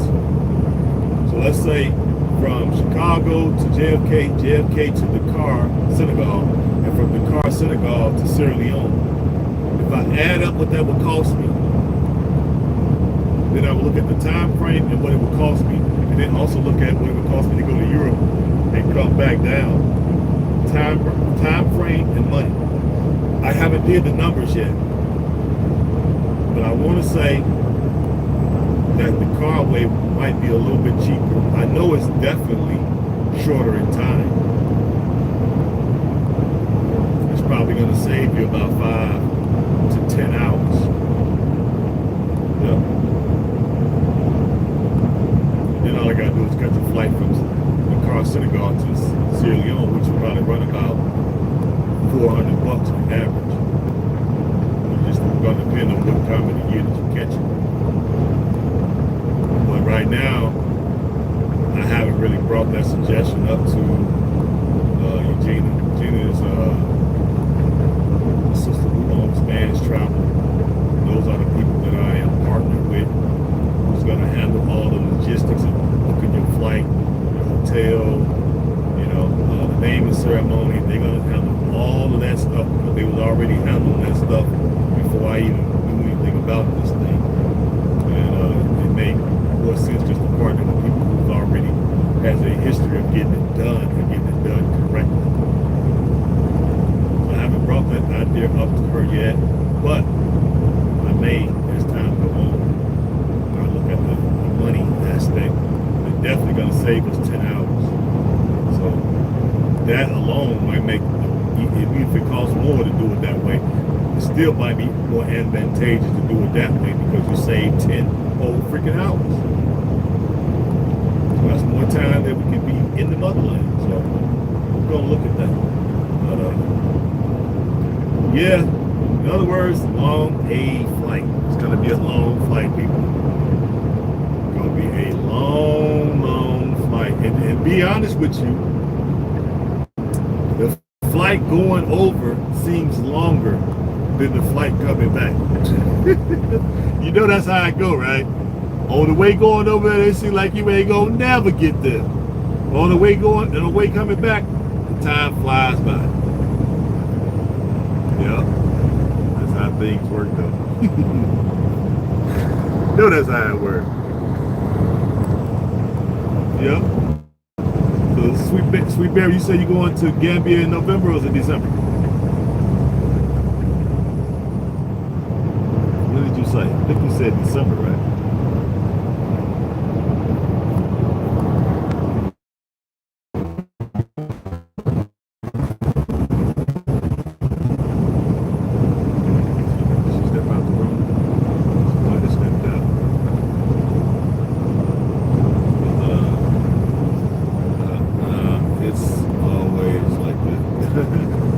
No, I was saying, when are you leaving? You leaving December or are you leaving November for the Gambia?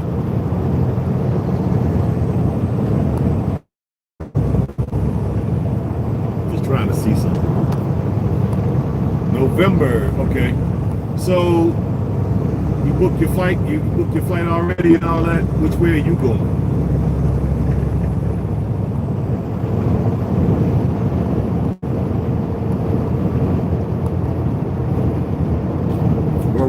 What route are y'all taking?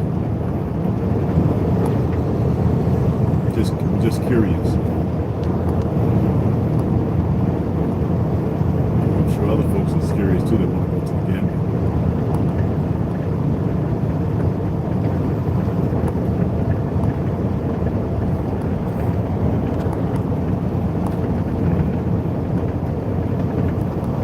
You know which route you're taking. You should know already. November is right around the corner.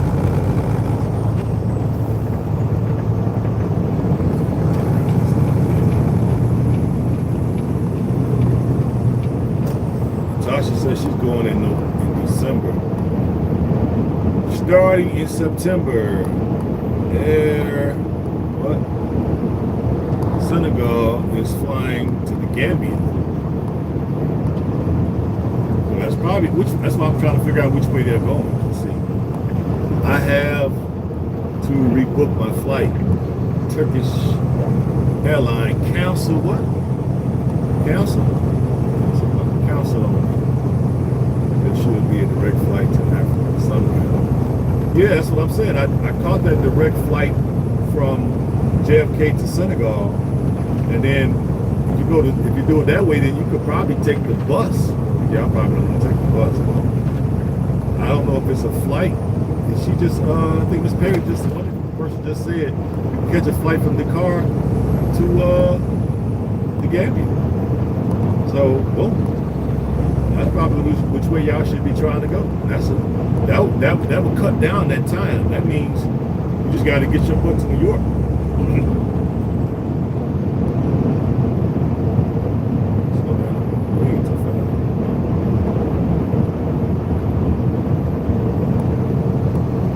Yeah, you just got to get to New York then.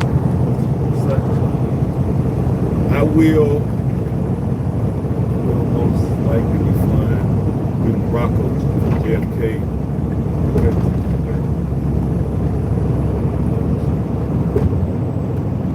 Morocco, see? Gotta go to Europe. Well, that ain't Europe, that's North Africa.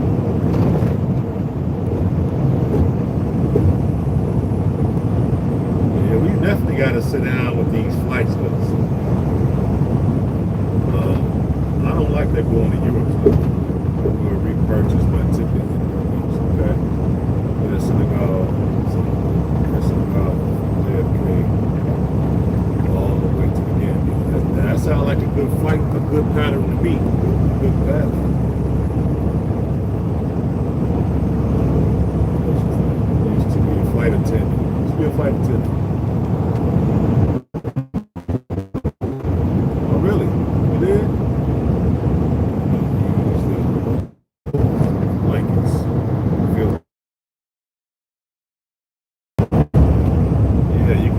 probably is filthy, but hey, I'd rather wash the germs off than be back with sneezing and coughing, and because that AC that make me sick. I got sick one time coming back. I couldn't eat nothing. I think that was the first time I went. Well, I'm thinking, I'm going to Africa. All I need is some shorts and a tank top. Wrong. On the flight, wrong. But that was my first time leaving, so I didn't know how to act. I was so happy to be leaving. Shit, I had a tank top. Look, I was so stupid. I don't care about telling y'all this. I was so freaking stupid. I had a tank top and shorts and some flip-flops. Going to Africa. Froze my little hiney off. That shit was... Sorry about the buffing, y'all, but I'm in Kentucky. Fresh. We get our paper right, we're gonna have our own jets. At least be able to charter some planes. We got Mr. Lofton in the community. Be trying to cut down on some of them $700-800 flights just to fly to 2 countries over. Yeah, I am. You know, this gives me a new lease on life. God, I am so grateful, so thankful that we found this movement, and that we're gonna give it our all, and we're gonna raise the frequency across really the whole planet. Once we raise the frequency in Africa, it's gonna make more and more people want to come. When they start seeing us balling out of control, balling. Shout out to Jim Jones. They see us balling out of this trouble. They in good trouble. Yep. Seeing that we're gonna have brothers and sisters in other countries. We're gonna be going to visit. We're gonna come help you party. Y'all call, hey, go H.A.M, go black. We throwing a party this weekend, and we're partying all weekend in the Gambia. Gambia. Hey, we coming. You did? We're gonna pull up. We're gonna pull up on y'all. You know what I'm saying? Hey, where the party at? You did? Can't wait. Boy, everything after Mike Jones. That's right. Repeat everything. We say repeat everything after Mike Jones. That's right. That's right. We going over there to party down, tear down. And then when I get ready to have my little birthday shindig, and I'm coming over to Sierra Leone. We got a bunch of clubs over there. Good hotels, we got the beach, we could have some beach parties. Yeah. So we could throw like a we could have like a what's that thing they have there? And we say I got check out. Yeah, check out the prices over there. That sounds like a good deal. I'm gonna check that out too. What's the name of that concert they do down there in Cincinnati? What do they call it? Some type of Superfest or something? I forgot. A couple people I know people going down there, but I ain't ever went. We could do something like that. Have like a world music festival. Jazz, that's what it's called, Jazz Fest. Okay, we could have like a world music festival, and we could bring people in from everywhere. We're bringing a little bit of people from the Caribbean, some reggae, and we could bring in a little of the salsa stuff that we like. We could bring in folks from America. We could bring the rap in. We could bring the R&B. We could bring the jazz, the blues. We could bring a little bit of the country. We could bring folks over from the UK. They kind of got some of the same taste in music, and have an African World Music Festival and make it be for a whole week and invite the whole world to come over. Woo! And then charge a small fee. Oh my God. Boy. Yeah. And then during the week we'll have all kind of little workshops. Okay? And we could have it in, and we could move it around. That's how we'll do it. We'll have it like one time we'll have it in, and then we'll have it in the Gambia, and then we'll have it in Senegal, and then we'll have it in Ghana, and then we'll have it in Tanzania, right? And then we'll start back over. Woo! Oh, have mercy. Boy, see, y'all, hey, don't play with me. Don't play with me. We got a chance to really do some stuff that's unheard of, ain't even been thought of yet. Yeah. And then we can have all the vendors come out. We can have, exactly, we ain't playing. Have all the vendors come out, like Tariq Nasheed be doing when he do an event. We'll have all the vendors come out, buy a table. You can buy all your African art, your beads, your purses, your freaking baskets, your African wares, your earrings, your bangles, right? Then we'll have all the restaurants. I'll go around to all the restaurants and let them know what's going on, so that to have staff on point, right? Have all their main dishes, all their best cooks and all their main dishes ready to go. And then we could do like a restaurant tour for a couple days. Then we could do workshops of how to make the baskets and how to make the bangles, and we could do African art, pottery, and this and that. And then at night, we could go to the little nightclubs and party hardy. And then we could, during the day, we'll have the major acts on stage. Man, boy, don't play with me. And we will invite the whole world. It'll be the carnival of carnivals. Yeah. But without all the costumes. You need jewelry, exactly. Let's do it. Building back black. You need. I can set up a table for jewelry. Oh, okay, cool. Yeah, I would set up a table for jewelry and books. That's why I have all the greats, have all their books on the table. And then, you know, folks that we still have that's, you know, that are living scholars, invite some of them over so we can have some workshops, some storytelling. Man, see, this is how you bring all our cultures together so we can start seeing the similarities. And it'll give other folks a chance to visit all these other countries too, if we move the event around, as opposed to just having it in one country every year. We'll have like a five country circuit. Okay, so it'll go these 5 countries, and then it'll go back around in the circle, and just keep doing that. And then we'll just add, because that's when all the museums we can bring forth all these new museums we want to do. Okay. Man, y'all just, boy, we are in a great position, guys. It should give y'all, like, this is the best time to be alive. It really is. It's the best time to be alive right now. Genuine, what? Gemstone handmade, one of a kind by me. That's what I'm talking about. Yep. And you can sign it.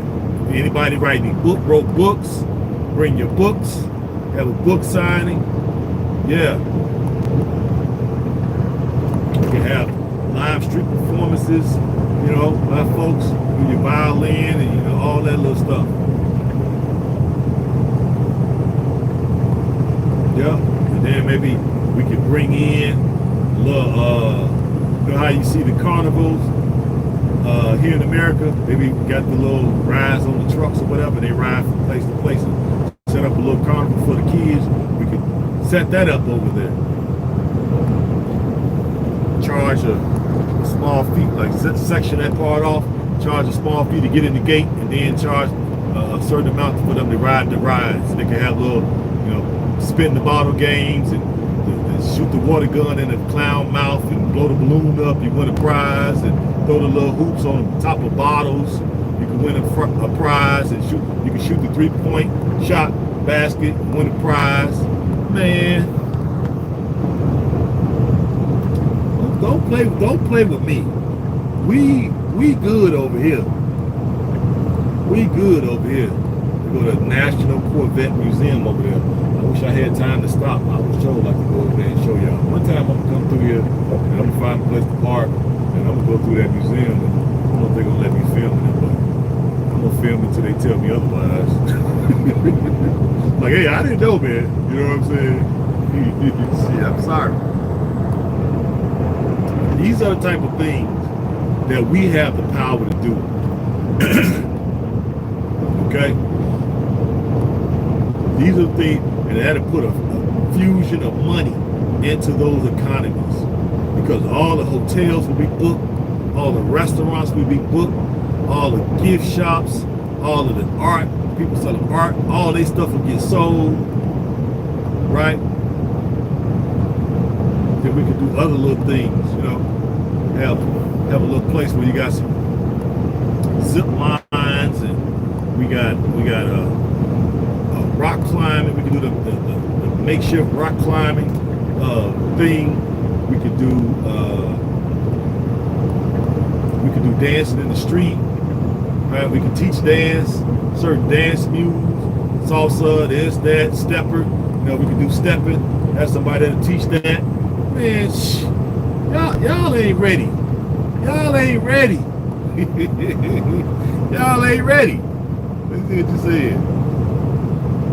They should have no problem with getting us automatic citizenship. See what I'm saying? But see, we got to be able to bring. See, they really don't. I'm gonna be honest with you, Miss Perry. They don't really know us, and we really haven't taken the time to showcase it properly, as we to showcase it as we could write our own narrative. See, our narrative has been written for us. So when people see us, they see us through the eyes of the albinoid devils. They don't see us through the eyes of us. And so we need to rewrite that programming. The fact that Africa is an option has raised our frequency. Exactly. Who said that? Yes. You're right, Sister Hood. The frequency has definitely been raised. And I want to go over there and raise it to such a zenith that the whole world is going to want to say, hey, come here, children of the diaspora. And we want you to come here so much that we get willing to give you this, this, this, and this as incentive to come. What up, Chris? What's going on? Citizenship is full rights as any other kind of brother and sister. Right?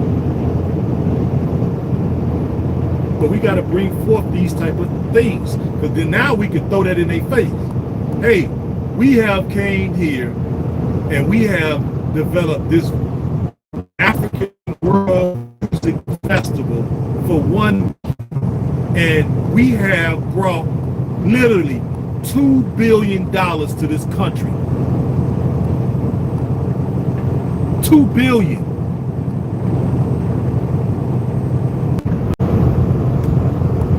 Sorry about that. Yeah, I'm in Kentucky. So, y'all forgive me. Ask for forgiveness versus. Yes, I agree.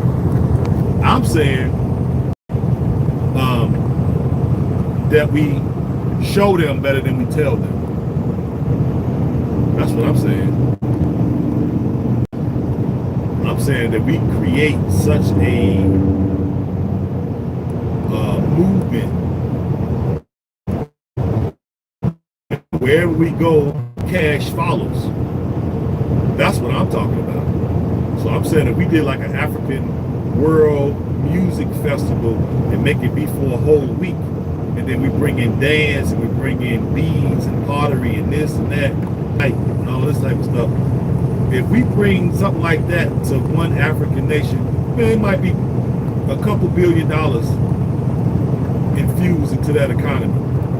So then we could go to that government and say, hey, we are the lost children of this land. What's up with that citizenship, though? You see what we did?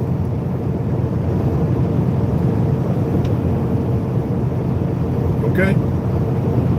And then that's why I would like to move it to another country. Then we'll go over to Ghana. Hey, all that waiting 7 years for citizenship, that's for other folks. That ain't for us, the lost children of this land. No. Let's set up some type of fast track thing where we can get it in 90 to 6 months. Do it in the Gambia. Then we can slide over to Nigeria.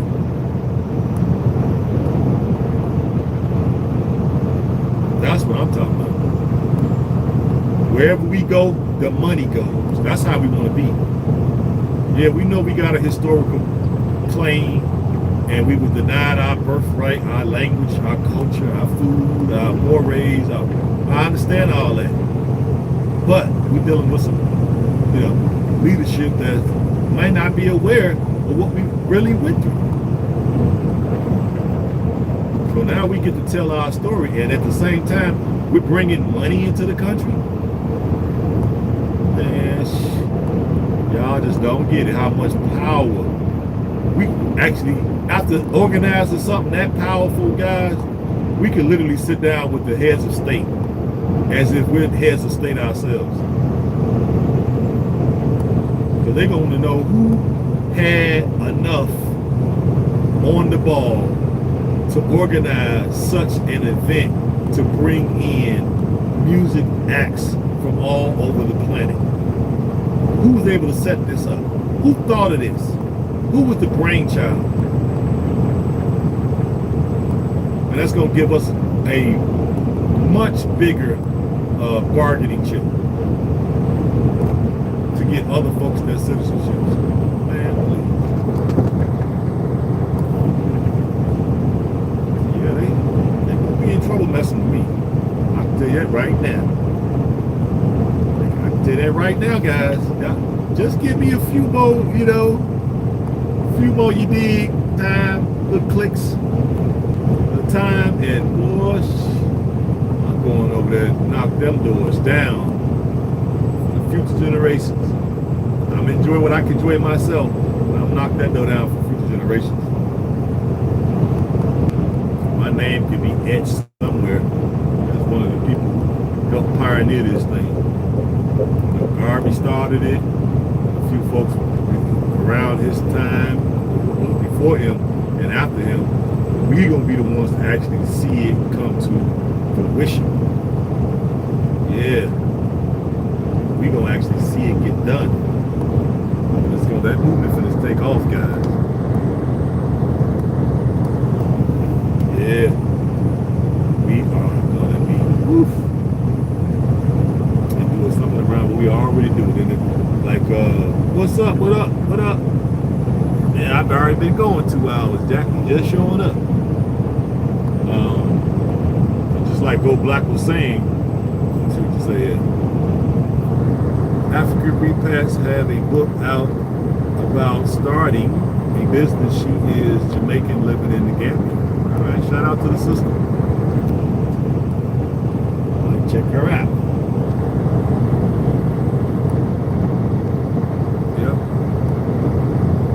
Yeah, shoot me an email, sisterhood.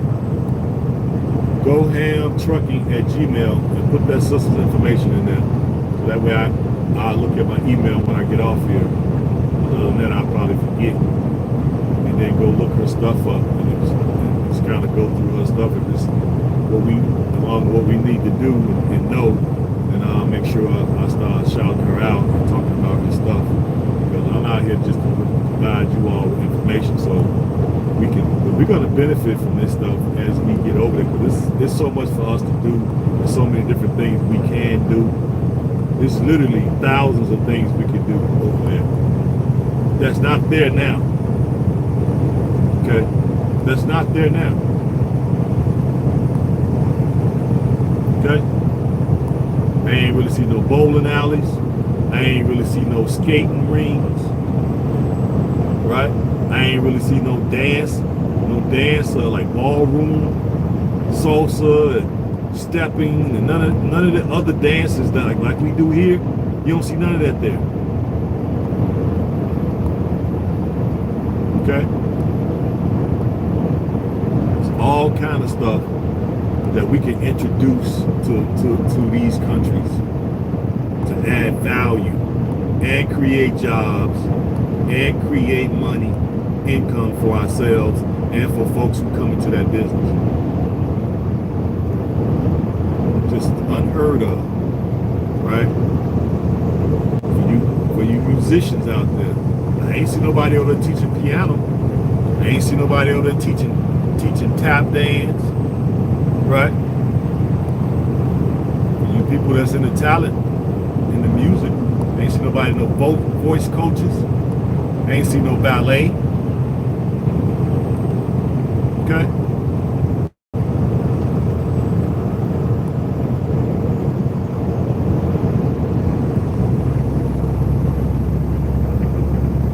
It's literally all these things can be added to help raise the vibration.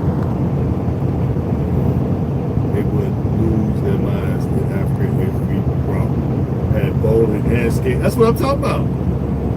And then, brought the food, the kind of food that we would normally eat in one of them joints, but a little bit more healthy. We'll have some healthy options, I should say. Okay? Then brought real pool tables, skating, and bowling. Oh my God. And then get one of them, because, we got, 60, 70 people, 80 people. Had like a pool room with like 25 different tables in there. Man, you talking about getting money. You literally be rich overnight. They literally have nothing to do. Literally nothing to do.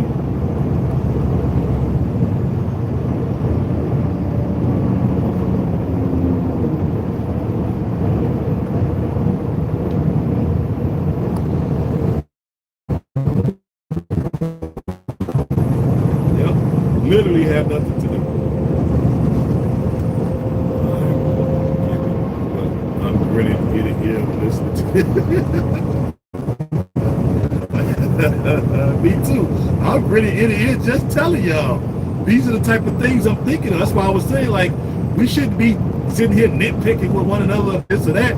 We should be working together to open up all this shit. I ain't got the money to open up all this stuff I'm talking about. But I know collectively we do. This stuff don't exist over there. We're literally preventing and blocking our blessings. And we're denying our continental brothers their experience that so many of us take for granted.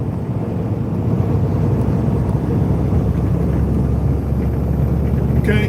They ain't got no amusement parks. Like we had Kitty Land when we was kids.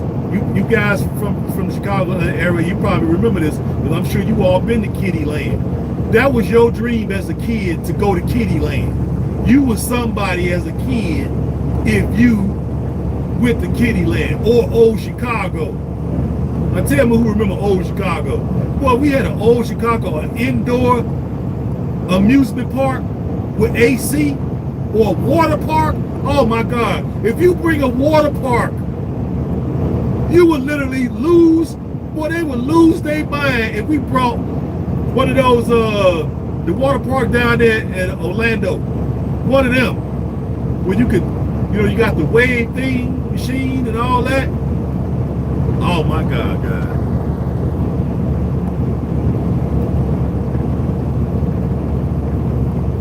Yes. Theaters, like the theaters we have here, okay? You go in there, they got the lounge chairs that you can stretch all the way out. Some of the places here got couches. Okay? And they bring you gourmet food. Alcohol if you drink it.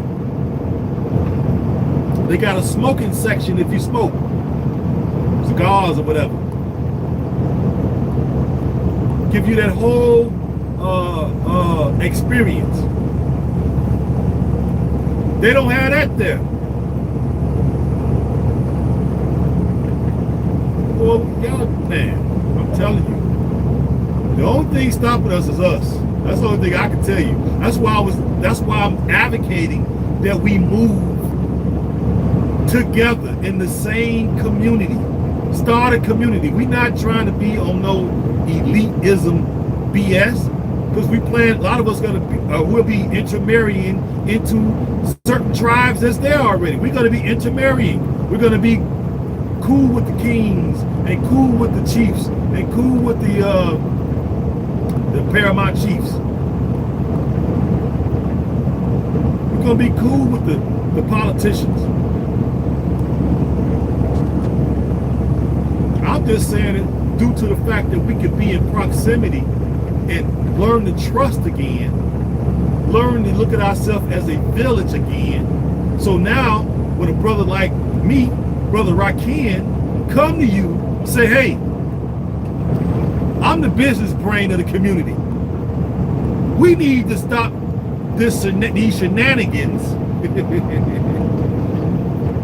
And look at all the people don't have anything to do on Saturday and Sunday. Y'all remember how we used to go to the skating ring and we would be in there dancing the big payback and all these songs? Roll, bounce. You remember that? We in there trying to learn how to rubber leg, you know, and how to do the big wheel. Come on, man. Y'all don't remember. Then when you got there, you trying to find I was trying to find a little girl I like. Because that's the only time she could get away from her parents. Was at the skate ring when her parents drop her off to skate for those 2 hours. And I was going up there to skate for them 2 hours. I get to see my little girlfriend from the other side of town and try to steal me a kiss and try to feel on her. Y'all remember?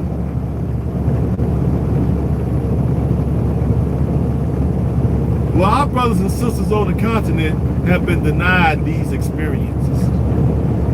And why have they been denied? Because we have not got our act together and have not went over there and built these things so our brothers and sisters over there can enjoy some of the things, these small things that we enjoy as kids growing up.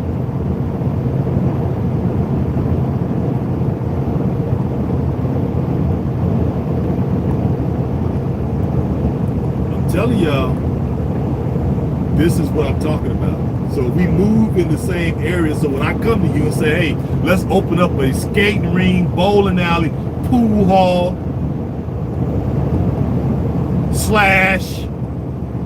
water park.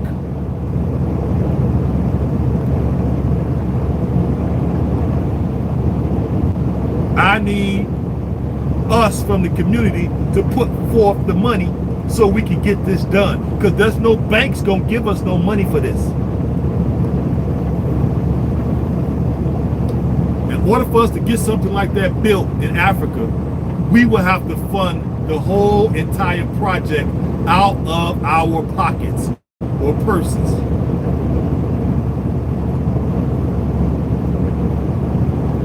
%100% of the project will have to be funded out of our purses and pockets.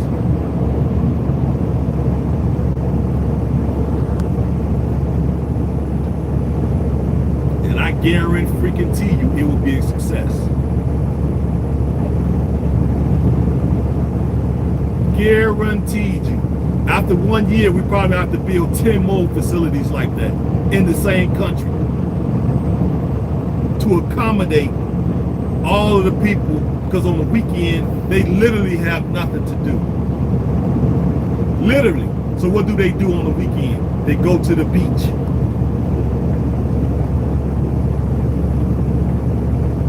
They go to the beach. They bring the soccer ball. That's got the string hanging off of it because it's so old that it's falling apart, that the whole webbing is coming loose. The girls go down there, take selfies, and sit there and talk. Kids over there running around, throwing sand on each other, splashing in the water. That's their fun, going to the beach. That's it. They have nothing else.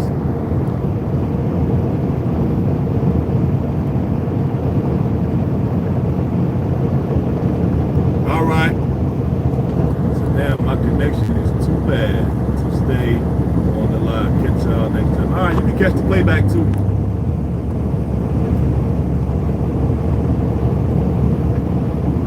Always catch the playback when your connection is working better.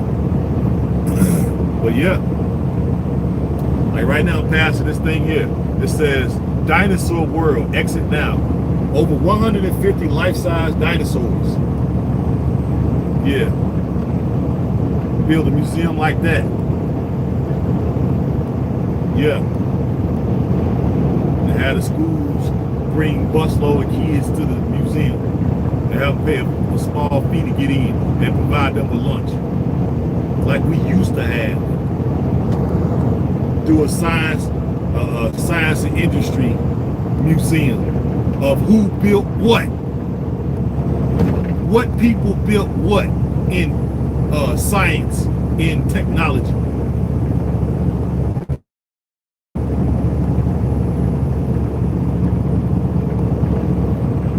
Yeah.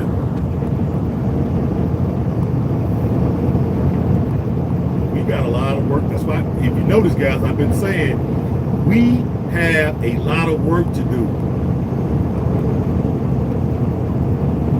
People are like, well, what am I going to do when I go to Africa? I don't know what to do. I just got through giving you, I give you all literally hundreds of suggestions.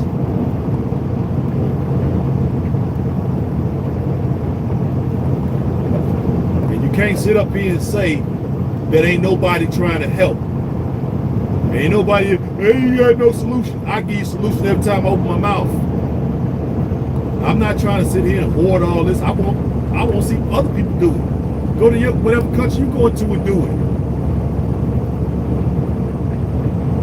I'll come see you. I'll come visit. So we'll.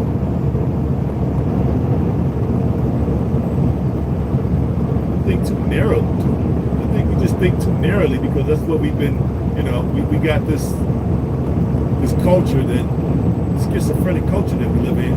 So it got us need to self-medicate ourselves, you know? Can't even think clearly no more. We the originators of building stuff. That's why I say, during slavery, look at all the stuff we built. And we had slavery. We weren't even allowed to read. We were being killed and hung for reading a book. And look what we was able to accomplish.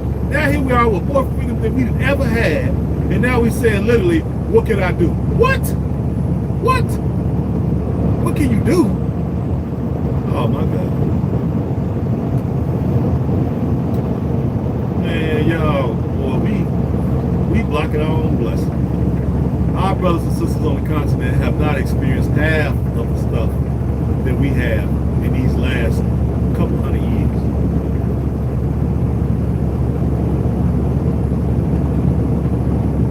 Half of the stuff that we built it, they will come in droves because there's no other competition.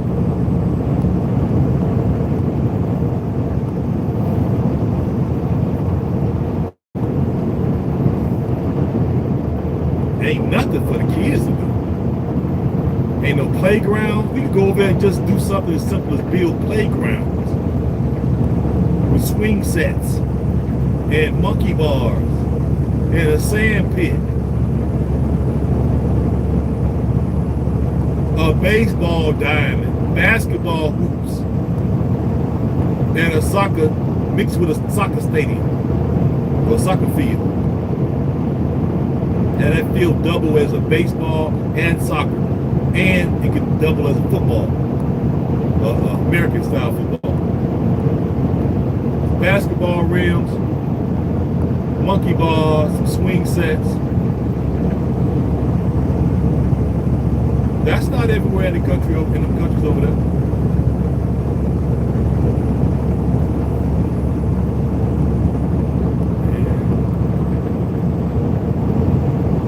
People talking about what they can do. What can I do? What? What can you do? Shit. There's so much needs to be done. I don't even know where to start. Shit. There's so much to do. I don't even know where to start, people. Shit is crazy. It is literally crazy how many things we can do there. But you know, hey, maybe it's just we at the beginning of this and everybody's just learning and just not really finding out that we are in a position to do all these things. You know, maybe that's where we at. We just gotta start first things first is to start with a visit. First thing we gotta do is start with a visit.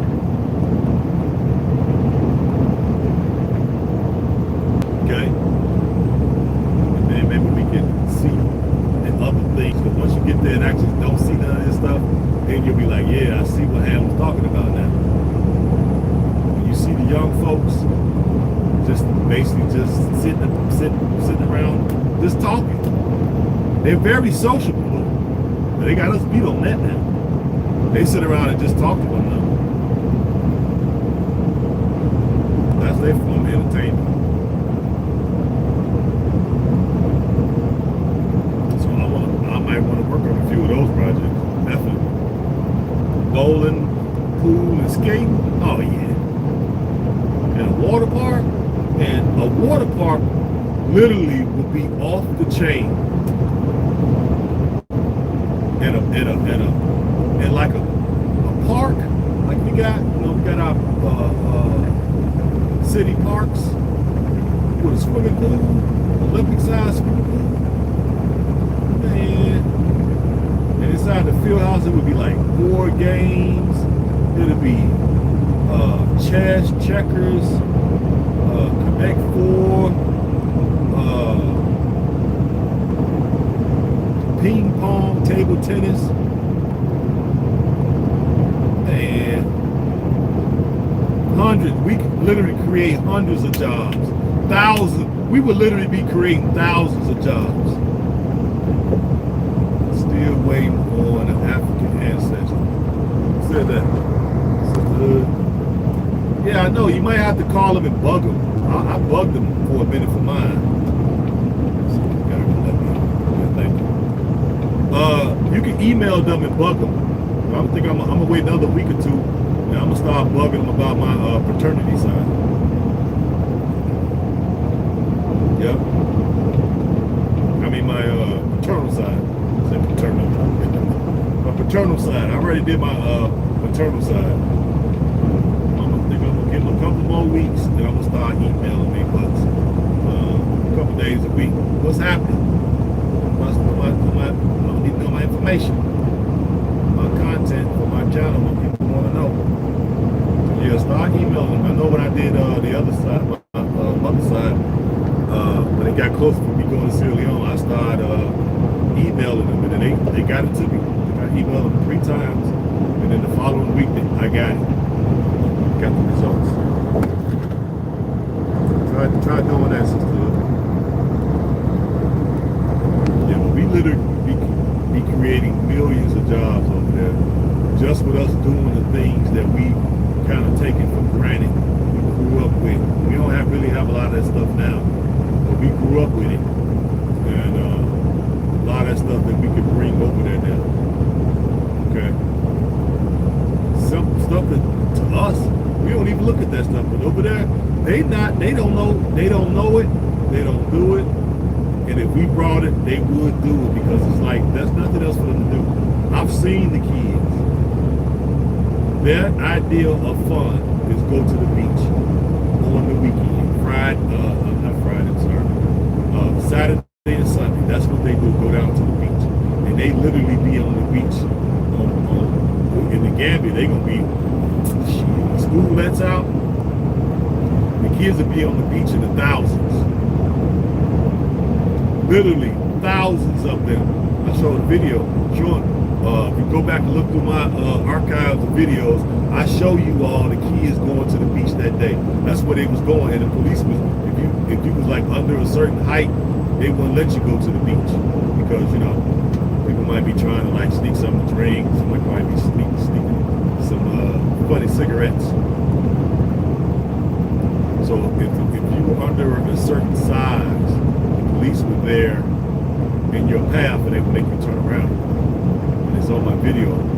I show that. I can't remember exactly which one it is. To go on there and fish for it, but it's there. So that's what they do. Go to the beach. So just imagine if they could go skating. And God forbid bowling. We probably have to literally teach them how to bowl. We would have to teach them how to bowl, how to score. Probably just get like electronic scoring. Same thing with pool tables. Pool tables over there are almost non-existent. And then when you do find one, it's old as heck. Table all faded, it's tore up, the sticks are no good. Don't even have tips on them. There's no chalk. None of that. I'm talking about we brought the real like pro style pool tables and put them in put 10 to 15 of them in a room with AC with the proper sticks, proper chalk, all that. Oh my God. That's what I said, I don't know. It should be, like I said, I'm going to give them a couple more weeks. So, if I don't hear anything after a couple more weeks, then I'll go ahead and start eating a couple times a week. I just want to see where my father people are from. I already did my Sierra Leone side for my maternal. So, I'm good, but I still want to see that side, and then wherever country it comes back to. Of course, we'll be booking a flight. That's right. Give y'all that content. You dig? Let's see about possibly getting citizenship in that country. That's my plan. I think that'll make for excellent content for the channel. And to give you all some ideas of what you all can do. Either your father and mother side. And then we can try to get citizenship from both countries. Yes, I said it. And when you got two countries you can go to set up all these businesses. At this point, they don't have. Man, I'm almost sick of it, guys. Yep. Almost sick of it. But okay, people.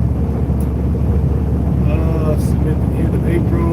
Should get mine by the 10th. Okay.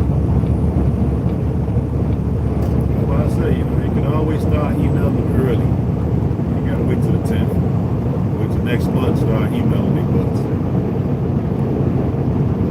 I'm asking, hey, I just want to ask a question. I'm trying to figure out what mine's at. Put it in 2 weeks ago. Yeah, put it in 12 weeks ago, you know what I'm saying? Shoot, at least let them go and start investigating it. Because the squeaky wheel gets the grease, gets the oil. If you make enough noise, just on some light, concern, I want to know where it is, maybe you might single yours out, to get you out the way.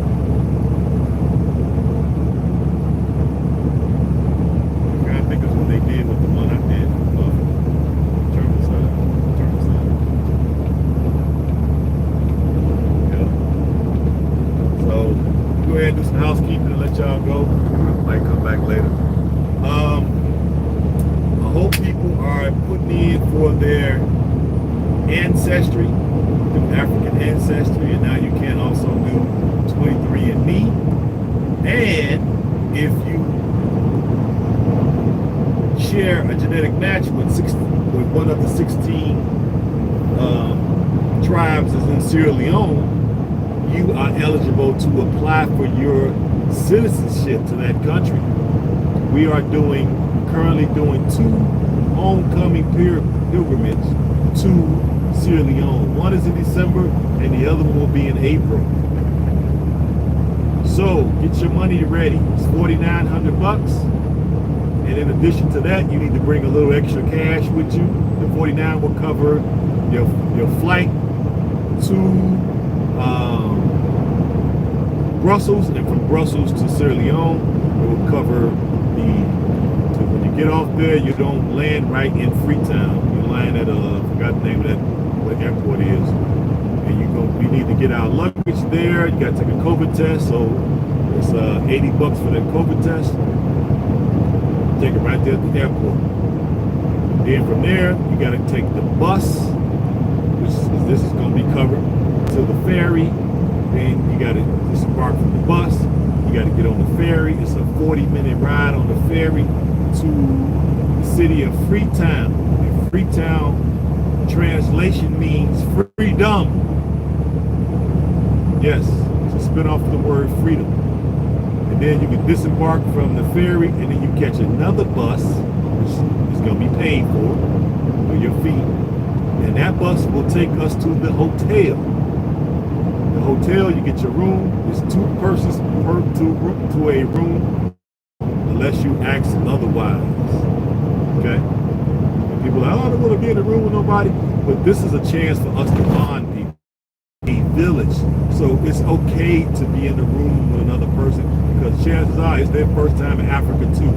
So now it gives you somebody it's like a tour partner, right? A tour mate.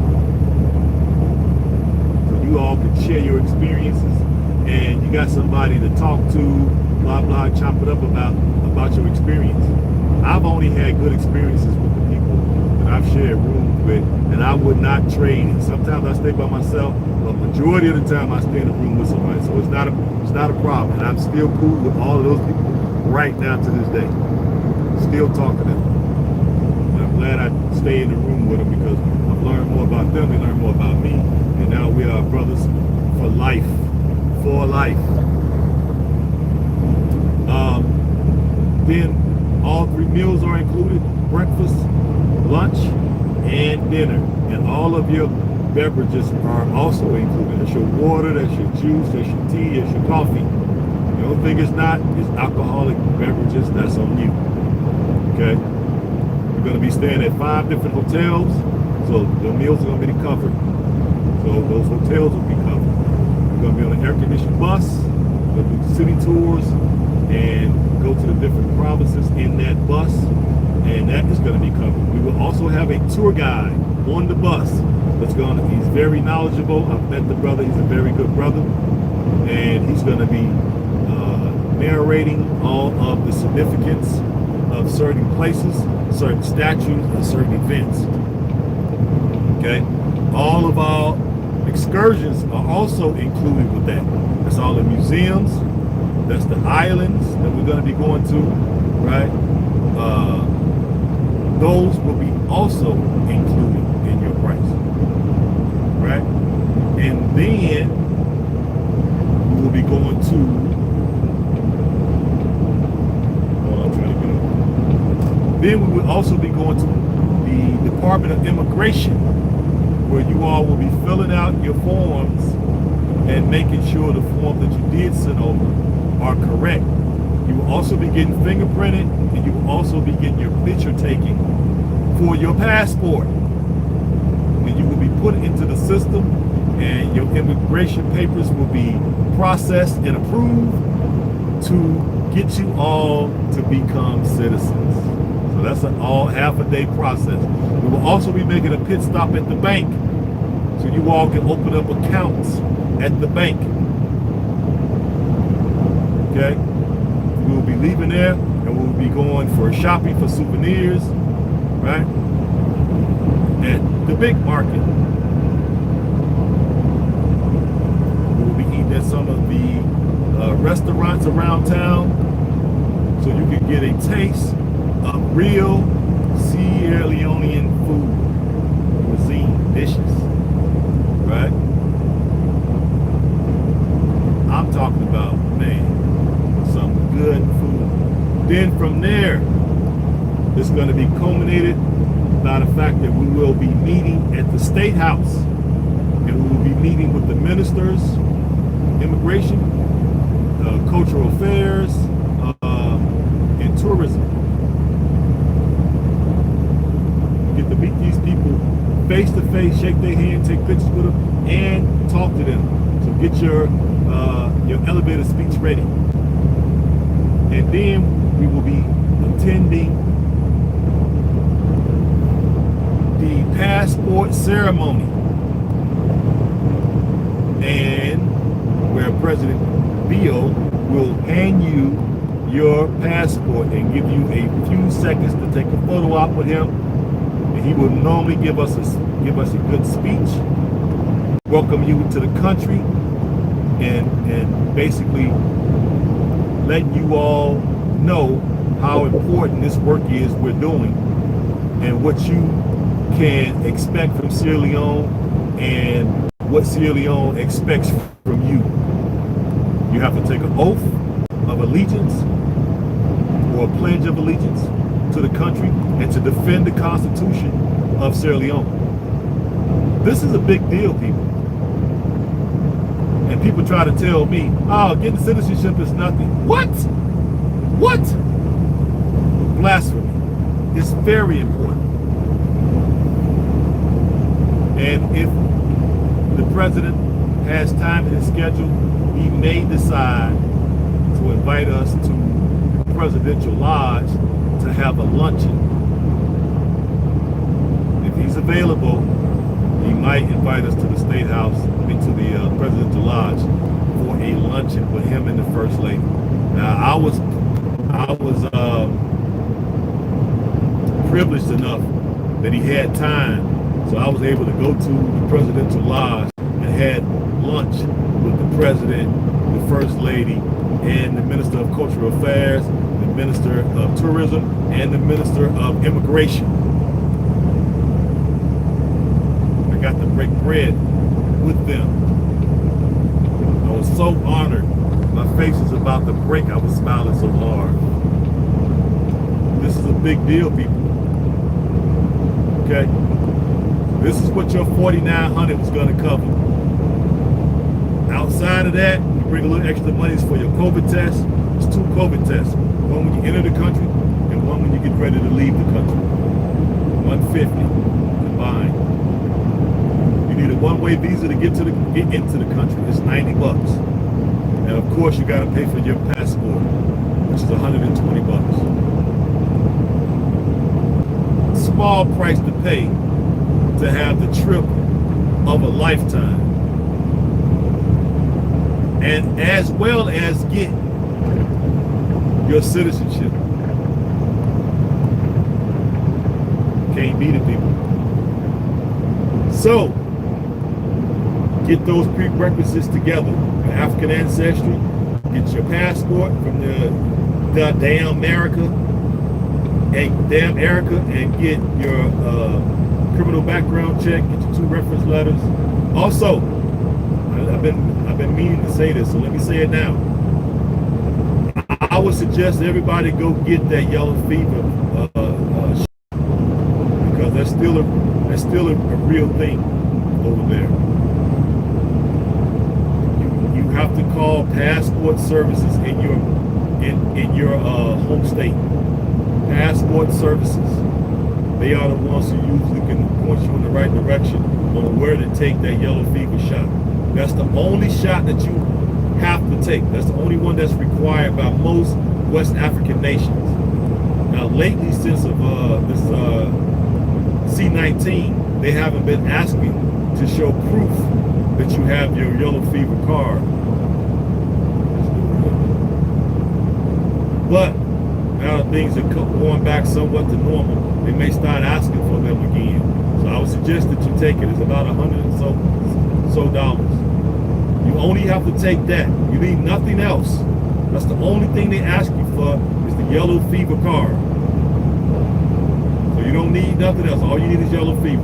That's it. And I would suggest that you take it just for the off chance that they start asking for it again. I have mine. I did take it. So other than that, I guess that on the housekeeping, I hope you all are inspired. I hope some of these ideas that I've told you has you excited. And let's go over there and see what we can do for Mother Africa, not what they can do for us. Let's see what we can do for them. In exchange, it's going to take care of us. I guarantee it. Tired, not in any rush. Well, hey, that's cool. You ain't got to be in no rush, but just know you don't know how many days you have on this planet. So, you know, this is supposed to give you a new lease on life. You know, you go over there and be able to eat organic foods right out the ground without all the pesticides and herbicides and all these harmful chemicals. You could be out in the country in Africa without all the smog and fog. You got the African sun to help you with digestion, right? You got the ocean. You can go out there and get that ocean water, right? Well, we can add some years to you, and the people can actually use your wisdom. You got to retirement age. That means you're a wise person, especially over here in the divided states. And I'm sure your expertise, your talents, and your wisdom would benefit a lot of people. So I wouldn't look at it as not to be in a rush, but you know, we don't know how many days we're on this planet. We only, have a finite number of years here, number of time here. So you got to make the most of it. So make the most of it. If you're retired, then you should be the main one going to Africa, setting up stuff. You got the time to do it. Okay? You're free, pretty much. The people will love you.